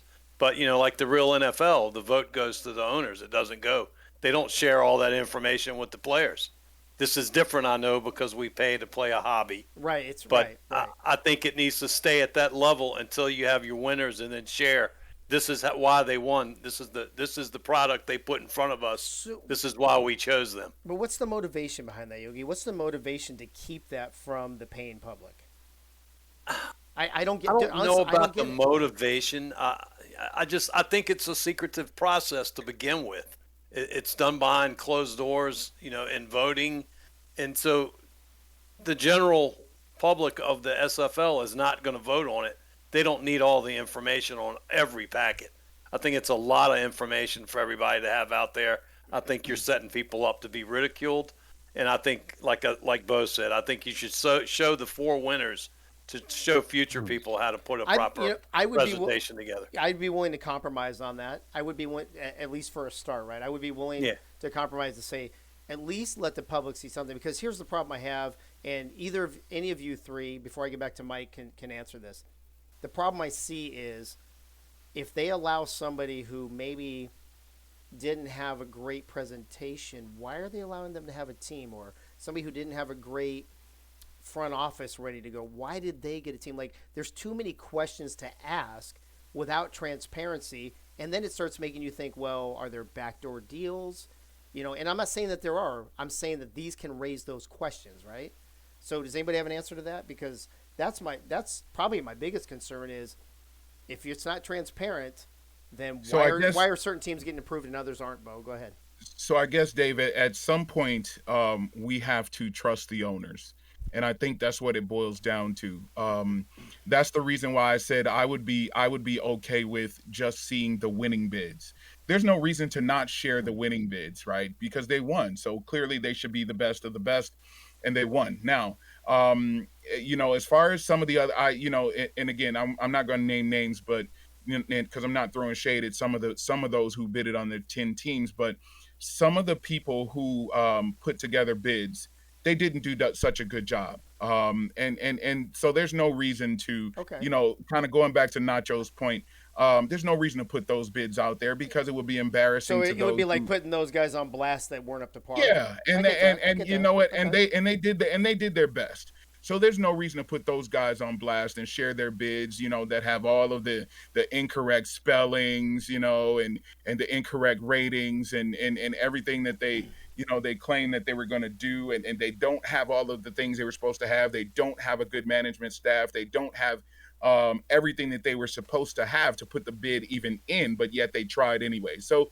there's no need to embarrass them like that. But the winning bids I don't see why you wouldn't share them, because that would let those who didn't win know what they need to do next time, and those who may be looking for a bid in the future know what the gold standard is of what's required. Wait, let's be clear. Go ahead, Charles. Yeah, Charles, go ahead. It's more than just the bid. It's more than just the PowerPoint presentation. Yeah, that's what I mean. I've hired people that have fair resumes, but they've have great references from people that I trust, and they do a great job. People don't know. Some people don't know how to do a resume. Some people don't know how to put a bid together. Doesn't mean that they shouldn't be allowed to participate in the game, in the process. And it doesn't necessarily mean that they should be taken out of the process. I mean, if you are good for the league, well, hold on. If you're good for the league, you can convince an owner that you can run a team, you can coach a team, you can put a good staff together, and you can't articulate it on a piece of paper. How is that going to get out to the people? If you put out a crappy bid and it's shown to everyone, then you have to explain, well, how did this person get a bid? He spelled rate, And they could be outstanding leaders that may not know how to put together the documentation, for crying out loud. So you're saying going ape shit over the documentation, and that's only a small portion of it. Okay, so there's no way you guys are going to know what the questions were from the owners and how they answered it. Okay, so then what's the rest of it, Charles? Then what's the rest of it, and why shouldn't the public know some of it? Because it's like an interview. You don't like record an interview and put it on Twitter. Right, but I'm not. But I don't want the company that's interviewing somebody to take a position. I'm not paying that company money. I'm getting a paycheck. It's not that, dude. I'm it's paying a hobby, money. Dude. I am paying money to play in this league. I know it's a hobby I'm paying for. It's a hobby I'm paying for. Then don't play for the team. So then I want to know how is the league making certain decisions? How is the league making certain decisions? It comes to the point where you have to trust the owners. I mean, if you got a problem with the owner that can't make a good decision, then get rid of the goddamn owner. Well, yeah, that's not easy. That's a bigger problem. That's obviously not easy to do in this league, and you have to have trust in the people that you put in positions of leadership. Yeah, if you can't trust them to select a good owner, that's a bigger problem, and it's not the fault of the person that's going to the process. This is supposed to be a players' league, and all I see is these presentations or whatever going to the owners, and 20-something people making the decisions on it, and based on what? Based on backdoor deals? We don't know. Well, we don't know. so Go ahead, Bo. I kind of side with Charles on this one as Mike lights the match and watches this thing burn. Oh no, I love that Mike always does this, and then he just sits back and let us argue. I love that shit. But I kind of side with Charles. At some point, you have to expect. Okay, so there's 24 collaborative votes right now, right? I know there's more than 24, but there's 24 collaborative votes right now. Yeah, so right. at some point, you have to expect and trust that of those 24, are there going to be some that may have ulterior motives? Yeah, that's just the nature of.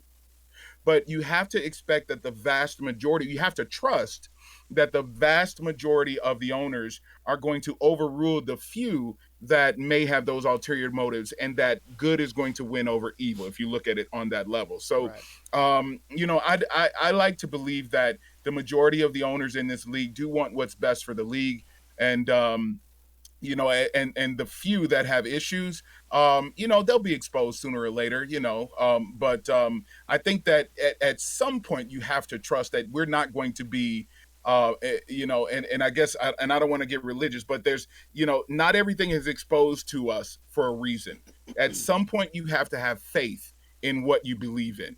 And so in that same token, not everything is going to be exposed to us behind the scenes. It's just not, if I as a player knew everything, then I'd be an owner. So, there has to be some things that owners are privy to that we are not. Okay. And at some point you have to just trust that the owners are going to do the right thing as a majority, even if there's a few who may have ulterior motives. I think I love the irony here with like with what's going on right now with Twitter and all that and all the public stuff, how that's now a private company, but everything's out in the public.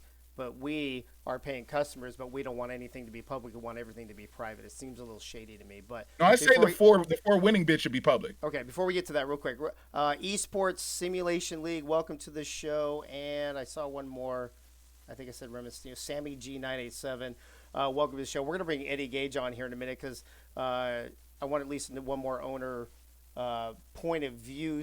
And Nacho, for those of you who know, Nacho just wasn't able to come on right now. If you are an owner or if you're somebody who threw in a bid and you're in the chat, go ahead and throw yourself in the blue room. I'd love to have you on. Eddie, you've heard all the back and forth between all of us. What say you, Eddie Gage? Hey, what's going on, man? Can you hear me? Yep, you're good. You're good. What up? First and foremost, I gotta give my man Charles over there some respect because he was damn near asleep over there on the top right corner about 2 minutes before this topic came up. He was about ready to fucking bounce. I know. I saw that shit. Then all of a sudden, man, you can hear the passion that dude voice come out, and man, he was ready to punch the wall, dog. So big up, Charles.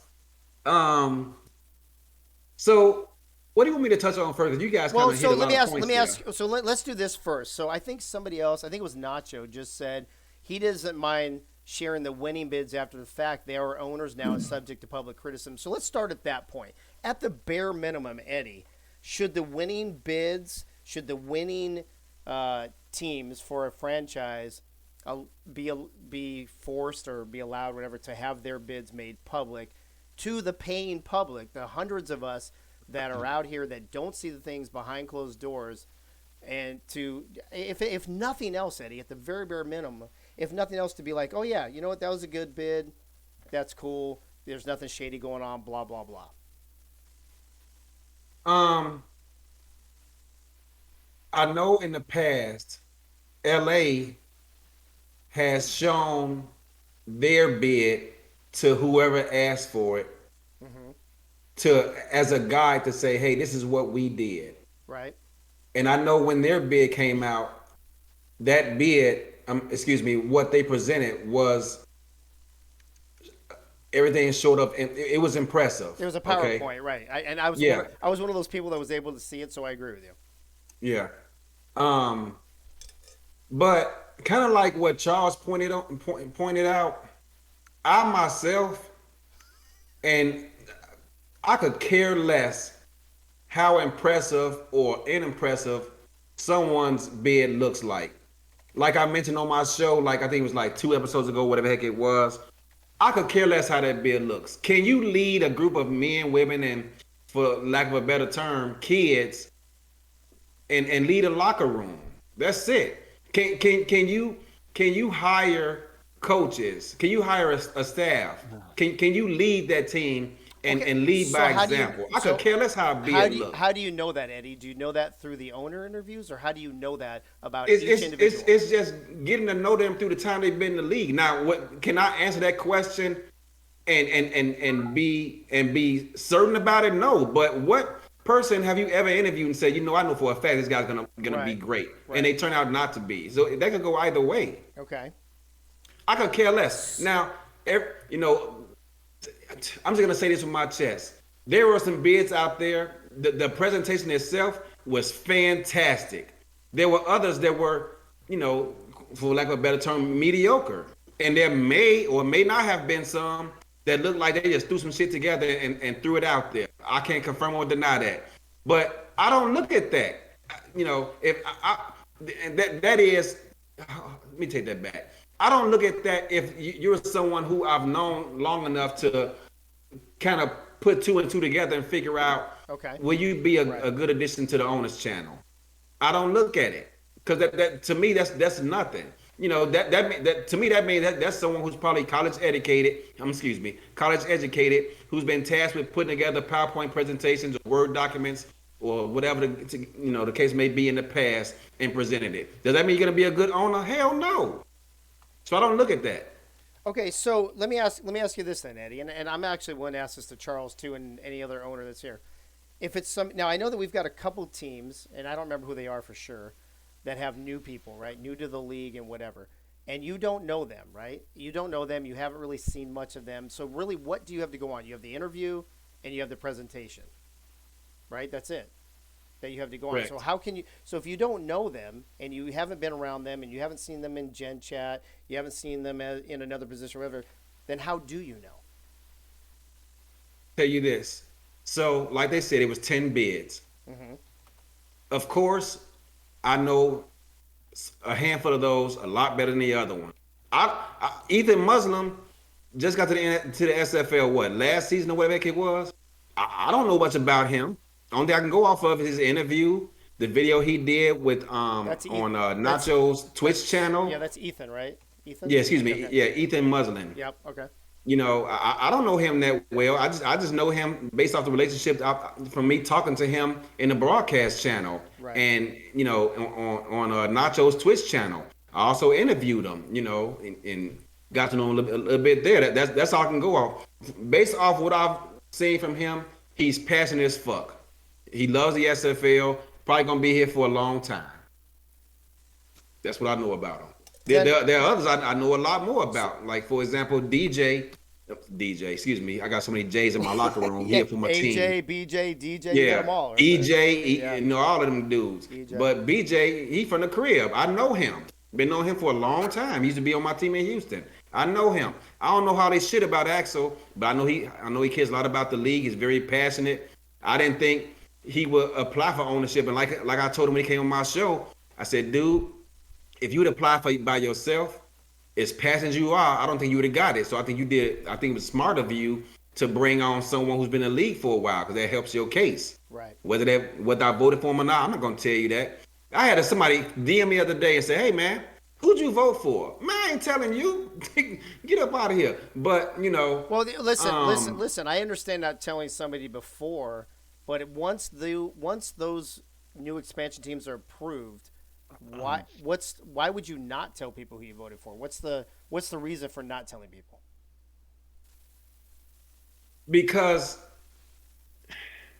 you make a fair point. I mean, listen. I'm not trying to be a dick to you. I'm not trying to be a dick to Charles. No, I get it. I'm just trying to say, listen, we're a players' league. We pay to play, and we're supposed to have transparency. But this particular situation doesn't seem as transparent as it should be from my personal point of view. I'll answer your question. Okay. If someone reaches out to me after the fact saying, hey, did you or did you not vote for me in the top 4? I'll tell them. And I'll tell them why I did or did not. Okay. So whoever whoever those individuals are, once the results are given, if you want to know why I voted or did not vote for you, I'll be glad to tell you. Or where I rated you, amongst those 10, I'll be more than happy to tell you. Okay. But I'm not going to go out in public and say, hey, right. and heck, for all I know, they may just go and take that information and run with it into everybody else. Right. Personally, I wouldn't care, but you already know there's nothing sacred in the SFL anyway, so it's not like not a damn thing. It's not like people aren't going to talk. I see Nacho in the chat saying, I will definitely not tell you who I vote for. It's just like politics. Don't talk about it. I actually have a little bit of a problem with that, but let me bring the panel back in. Hey, hold on, Dave. Let me ask you a question. Yeah, go ahead. Can I ask you a question, Dave? Yeah, go ahead, because I want to go to the panel, and then I got another owner coming on, too. Okay, real quick. Go ahead. If the candidates are revealed, let's say for a minute, you're an SFL owner. I'm a current SFL owner. Yes, you're a current SFL owner. You own Lone Star. Okay. Kick Charles out because he pitched on campus. Dude, I've been trying that for seasons, but go ahead.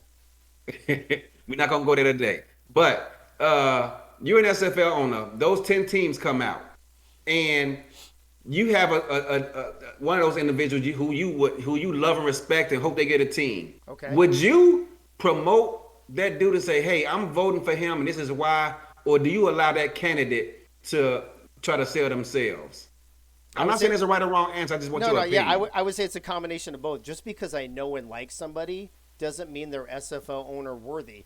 It also doesn't mean there's people. I've owned 2 businesses, and both of them. What if they are SFL worthy? Well, here's promote them. Yeah, well, hold on. So I've owned 2 businesses, and both of those businesses I had co-owners, and the second one the co-owner had to leave, and I ended up running the whole thing by myself. I'm not just going to go into business with somebody I don't feel like is able to handle the business. Right? I agree. Right? Okay, so that's number one. What was the last thing you threw in there right before I started talking? I said, would you promote and try to influence the other owners who vote to vote for them, or would you allow that person to try to sell themselves? Well, let's be honest. I'm sure that owners talk and they try to influence each other anyway. Oh my God, bro! You have no idea. I'm quite sure that happens. But let me tell. So if I had a couple people that I said, oh my God, not only do I know them, not only do I support them, but they had a great presentation, they've been a great GM, they've done all this shit. I would probably talk to other owners. I'd be like, hey, I like this guy, and these are the reasons why. What do you think? I don't think I would try to force my opinion on anybody, but I would love to have dialogue with other owners about it for sure. All right. Actually, let me get to the panel real quick. Bo, based on some more stuff you heard, do you have anything else you got to add? I have another owner that's about to jump in here in a second. No, I don't have much to add because I want to know how Eddie feels about my compromise suggestion. I'm sorry, Charles, get ready for bed. He's already brushing his fucking teeth. I wanted to know how Eddie felt about my compromise suggestion of only sharing the winning bids. You know, I'm okay with not seeing the ones that did win. Right. But for those who win, let's see what those look like, because perhaps I'm seeking an ownership at the next expansion, Eddie, and perhaps I want to know what a winning bid looks like so that I can be ready for when it's my time to bid. So it would be very helpful for me to see those. So what do you think about that, Eddie? If I, as a prospective owner in the future, would like to see what winning bids look like? I don't have a problem with that. Hey, real quick in the chat, I see that Harish is in here. Harish is half owner. Harish, if you have an opinion on this, we would love to hear it if you want to post it in the chat. Mr. 23, welcome to the show, along with, I saw somebody else new in here, and now I can't fucking find it. But Yogi, let me go to you too real quick before I go to the next owner that's in the blue room ready to jump on the air. Based on what you've heard since you spoke last, do you have anything else to add? No, I was interested to see what Eddie thought about posting the winning 4 bids. I suggested, I backed Bo on that because I think other people in future bids can learn from it. I think that would be a good compromise. I agree with you. Yeah. I agree. But I can understand it's behind closed doors. It should remain behind closed doors as a whole process. Okay. You have to trust them. I completely disagree with you, but that's what's great about this is we can agree to disagree. Exactly. But let me bring on an owner that is a part owner of a team that did not have to go through this process because they bought their team, and that is Mr. Jack Brown from Charleston. Jack, welcome to the show. How you doing, bro? Yeehaw! I mean, hey, it's not that I'm unfamiliar with the expansion process. No, of course not. But you didn't have to go through it as right. So to get my current team. Right. So you've heard Mike's question. You've heard the panel discuss it. You've heard Charles's opinion. You've heard Eddie Gage's opinion. You saw what Nacho said in the chat. So as a 50% owner, I believe you're 50% owner, right, of Charleston? Yeah, that is my current stake in the team. So as a 50% owner, how do you feel about the process, about the transparency, and et cetera? I mean, I think I've already made my opinion somewhat known about this in chat. I am fairly, I don't know if the term radical would be the correct term to use here, but I guess, that's probably the best way to put it, radical, in the fact that I think that this whole expansion process should be as transparent as possible. I'm in absolute agreement that once all the bids are put out, once all the official stuff is like done, I would say not only the winning bids should be put out, but maybe even one or two that did not make it, and say the ones that finished in 5th and 6th. So you can kind of see the line of where you make it and where you don't, even though just that bid part, right? Just that presentation is not the whole package, because like Eddie said, it's based on some of who you are, what you've done in this league before, etc. Right? Yeah, and I mean, like from there, it would almost honestly be kind of like I would especially do it for any publicly launched bids that may not have made it in. I can't remember off the top of my head who has publicly announced and who hasn't yet. I don't know that has there been any public announcement? Oh, you mean as far as their bids go? Yeah, the actual bids themselves. I think there's been like 4 or 5 of those. Yeah. Yeah, so it's like, especially they were publicly announced. I think that should definitely be the case, that they are shown. I can speak for myself at least that once the bids do get put out, I will, put out some sort of written statement from my end of, here were the teams that I voted for, and here was why I personally voted for them. Because I feel as if for people, they should hear what I have to say, what my thought process was, and same thing goes for the rest of my ownership group, because I consulted a lot with, my co-owner about this. We were talking back and forth about it, because it wasn't just me, obviously, who had to put the vote in. Right. I had to put it in for 2 people. Right. And yeah. Well, you only get 1 vote, so that's the problem with having multiple owners is how do you decide how the vote goes, right? Yeah, and honestly, for me too, I put in the chat a little while ago that I think most of the bids should have at least been made in some degree public from the start. Obviously, I saw the bids. I'm an owner, right? There were some that were really good. There were some that were quite not great, I guess would be probably the best way to put it. But I think at least kind of getting the conversation going of here is what, these bids look like. Because that means that, when we do 29 to 32 expansion, which I think is going to come at some point. I don't know when. I can't prescribe when, but it's going to happen, right? I think it'll only help improve the league overall. Yeah. So let me ask you this, Jack, before I go around the horn and wrap this whole shindig up real quick. At the base of it, or at the very minimum, do you agree or disagree that it would be a good idea for the league to at least advertise or make public the winning bids? Oh, absolutely. That, I think, should be, honestly, like, a requirement. Like, we created the expansion alerts chat. That is there now. Obviously, it's not going to be there forever. I doubt it's going to be there more than, 6 weeks after this whole expansion thing is done for. But I think it is a borderline requirement that the winning bids, they have their stuff posted in the thing. With really the only thing that I would say should be removed is on the is any sensitive contact information. Of course, yeah. So remove that stuff. I say put the whole thing out. Okay, before I get to Eddie Gage and the panel, Nacho and I think Harish is the only other owner. Nacho and Harish, would you guys be in favor of allowing at least the teams who won expansion, that their bids be made public knowledge. I want to get your guys' take, and then Eddie Gage, I want to hear what you have to say about that. Did Eddie bounce? Oh, Eddie, you're muted, bro. Eddie Gage is muted, bro. No, bro. No. Oh, Ray Ray's in the chat too now. I didn't see you, Ray Ray. Sorry. No, you said you want to talk to them first. That's why. No. Well, I meant I'm waiting for their responses in the chat, bro. Okay, my bad. All right, what was your question? You just threw me all off. Nacho already said winning bids, sure. Harish said I wouldn't mind the winners' bids being posted. Okay, so what I'm saying is that would you as a compromise maybe, or at least at the bare minimum, would you agree or would you vote for? Would you approve that at least the winning bids for expansion each time get posted to the public? Yes. Okay, so I've got a yes from Jack Brown. I have a yes from Eddie Gage. I have a yes from Nacho. Let me see what Harish said. Hold on. Yeah, right. Harish Ray's just the GM. I fuck that up every time, bro. I wouldn't mind the winners' bids being posted with their consent. So, Harish, what if they...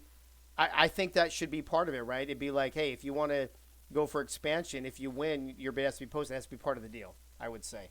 Ray, I'm waiting to hear what you have to say, but we'll go to Yogi in the meantime. Yogi, as a compromise, or at least at the bare minimum, before we get to our Lone Star breaking news, do you think at least the winners'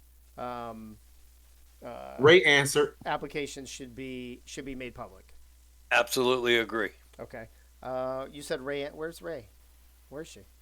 He said yes. Yes. He said, what about me? No respect. I don't see anything else from Ray. Oh, yes. Oh, she just said yes. Okay. So, all right. So I've got I've got at least 3 owners for sure. Yogi, and then Bo, I'm assuming you approve since you're the one who brought it up, but let me just confirm that with you. Yeah, since it was my suggestion, I approve my suggestion. Did you see him pour some more Jim Beam? Well, dude, this guy, he pushed out. Right? He had one glass. He had one glass in the first 10 minutes and hasn't drank for the last 2 hours. So whatever. Hey, listen, that one glass was like freaking 10 shots. He owes us 11 rates. It's watered down. I see ice, and it's a short glass anyway. There's no ice in there whatsoever. All right, folks.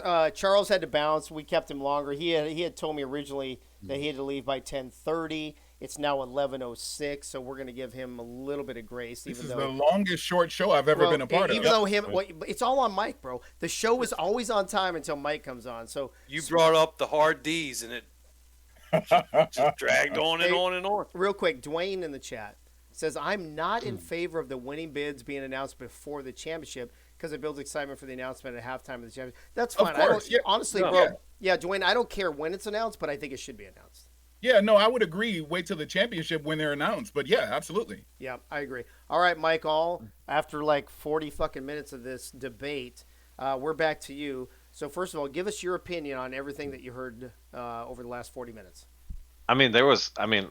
Everybody has good points. From the guys in the chat, like Nacho, to Eddie, to Bo, to Charles, for sure. But it all stems from the fact that the league has been through expansion before. The league knows what this is all about. The league knows what these applications are usually like. If there wasn't an intention to show any of this publicly, why post that in the first place? Right. So, and that's really where this whole conversation stems from, is that you say one thing, then you come out and you say a different thing, so it's confusing to the public. Yeah, I'm okay if they don't say that in the first place. Right. But if they are going to say it, I was interested because let's just say, for example, in the future, because there's going to be one more expansion, like. We're going to get to 32 teams eventually. Right. Whether that's 2 seasons from now, 4 seasons from now, whatever. It would be good learning experience for me to see what constitutes a good bid, what constitutes a bad bid. Yeah. So I know what to avoid in the future. Not so I can, granted, a lot of people in this league might do that, but not so I can talk shit to somebody that put in a poor bid. Just so I can know what pitfalls to avoid the next time. Well, and listen, like I don't remember if it was Eddie or Charles or somebody said that's not the whole package, but at least it's part of it, right? Because part of it is, what have you done for the league so far? Have you been a GM? Have you been a head coach? Do you have the number one show in the league? Whatever it is, right? Have you done stuff to promote and support the league? And then there's the presentation, which is a separate thing. So at least you already know, as most people in the public know, if you're a public figure like an Eddie Gage or Harish or Ray Ray or Jack Brown or Charles, you already know what they're about. You know who they are and yada, yada, yada. The part that we don't know, if I'm going for an expansion, is what do the bids look like and what are the owners looking for? Why does that need to be so secretive? Mm-hmm. I don't know why. And I mean, personally, myself, and maybe not everybody would do it, but myself, I would learn from both the positives and the negatives of the good and the bad bids, and then I would approach those guys that won the bid, and say, hey, when it came to stuff beyond the packet, what did you do? What was the interviews like? What was your thought process behind the things you did, like Ethan and Canton with the videos that they did and all that stuff? I would go to them for advice as to how to put together a winning bid. So I mean, they all have their positives and negatives, but it shouldn't have been told to the public that, hey, we're going to show you guys everything and then take it away, or at least give us a reason for it. And like I said, Nacho makes his good points that it's not our maybe it's not our business to see everything. Well, listen, the one point I do understand from Nacho and that I agree with is that Gen Chat is a fucking shit show. And sorry, their base scout. Oh, sorry, Doyle. He said, "Hey, no cursing. You're listening to the wrong show if you don't want to hear cursing." But and to Dwayne, yeah, I agree with Harish on this one. How would it not help? I mean, more information's always got to be better, right? If you're going to see bids that succeeded and didn't succeed, I think that would. I kind of think that speaks for itself. But Mike, I think at the end of the day, I don't have. There's nothing wrong. Just say shut up, Doyle said Ray Ray. I don't know if there's anything wrong with transparency. If Cam was here tonight, which I'm not even going to ask him to be on because we're so late, but maybe he can come on in the next few shows that we have, and maybe he can give his point of view and his reasoning on why or why not. But I agree. I think that, first of all, Mike, I agree. Number one, I think it should be more transparent than it is. But I agree mostly with you on the fact that why advertise that it is and then come back and advertise that it is not. That's really, at the end of the day, that's the issue. So, all that in a bag of chips. Mike, thanks for being here. Thanks, as usual, for extending the show much longer than we expected it to be. You went through an entire bag of chips. Yeah. Yogi, did you finish your bag too or no? Yes, sir. All right. Attaboy. All right, Mike. Thank you, bro. Appreciate it. We'll see you next week, man. Yeah, thanks for the good discussion, guys. You got it, bro. Later. All right, folks. All that and a bag of chips. Mike always extending the program longer than we want it to be, but we appreciate him anyway. With all that being said, it is time for some breaking news, folks. I know you've been waiting around. We gave some breaking news earlier, and the first breaking news earlier in the show was the fact that I am not that Twitter account that is breaking secret news in the SFL or whatever it's called. That's not me. It's not anybody I know. It's not anybody at Lone Star. Let me see what the chats are here. You can do the other way. Serious candidates will research, blah, blah, blah. Yeah, I just don't know. I have a feeling this is not a done conversation. But hey, that was listen, Nacho, that was breaking news because some people, I got several text messages. I got several DMs. I'm sorry, asking me if I was the what was it called? The SFL not Insider. What was it called? Anybody remember? In the know. SFL in the know. Yeah. No, it's not that. I don't have that fucking kind of time. I don't want to put that kind of energy into shit. So, no, it's not me. That's the first breaking news. Here is the second breaking news. We're going to leave the last one until next week. But the second breaking news is Adam Williams, the Worm, the tight end for Lone Star, will be retiring at the end of this season. We will be without the best tight end in the league going forward. After this, the second part of this breaking news is Dave Axis is also retiring. This will be the end of the road for Adam Williams, the Worm, or Adam the Worm Williams, and Dave the Diva Axis.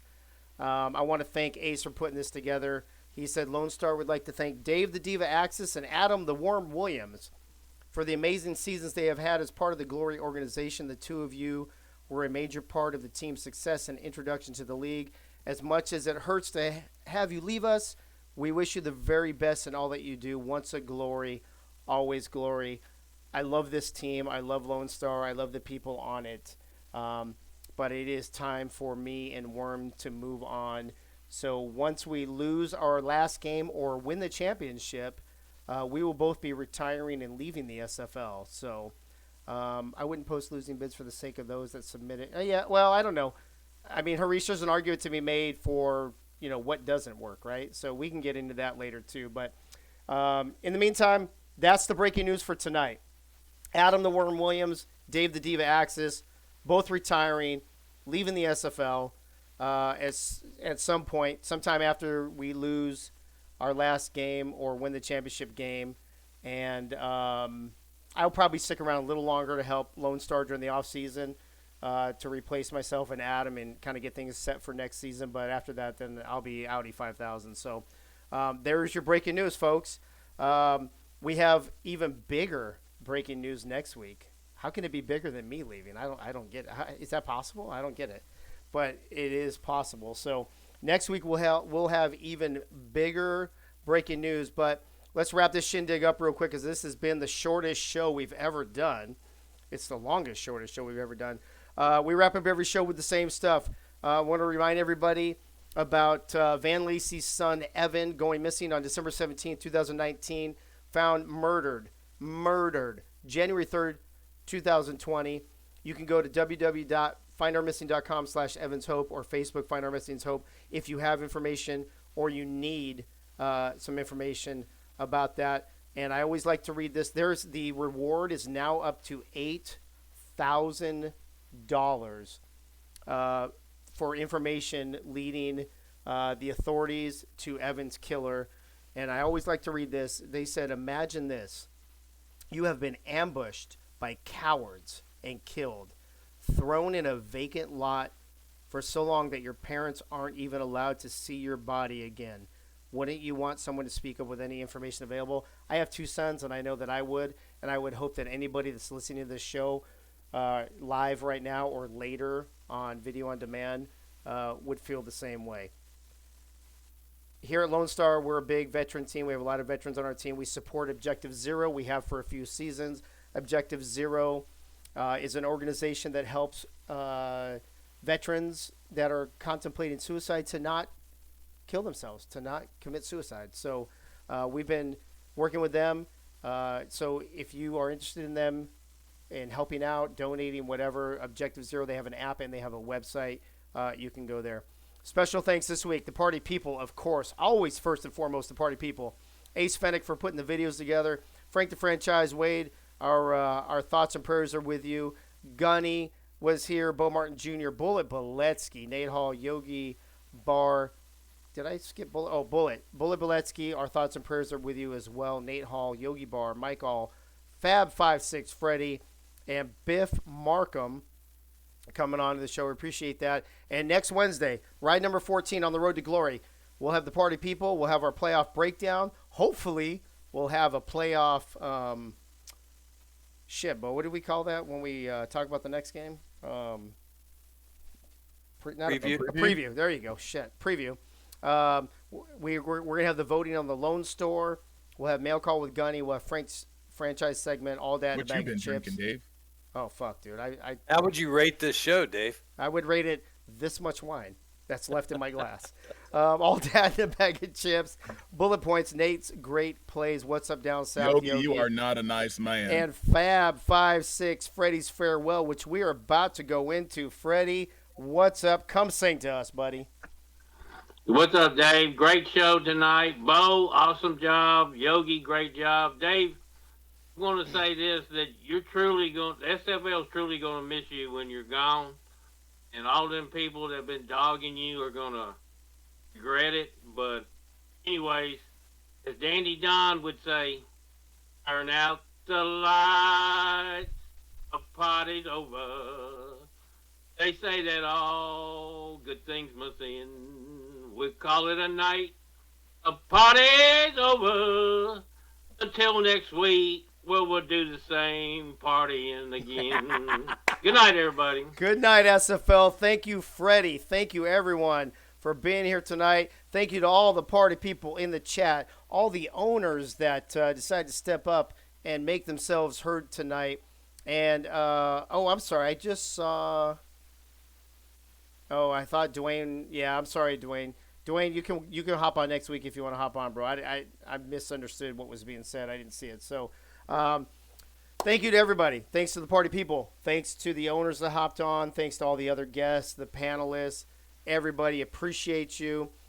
We know we'll have at least one more show, maybe 2 or 3 or 4 more, depending on how we do in the playoffs. So we'll see what happens. So in the meantime, I would like all of you, first of all, I would like to thank all of you for tuning in. And I would hope that all of you would have a glorious week. Good luck to all the teams this weekend except Sioux Falls. And we will see you next Wednesday right here, 9 p.m. Eastern, on this Twitch channel when we go on ride number 14 on the road to glory. We'll see you then. Have a glorious weekend. Good night now.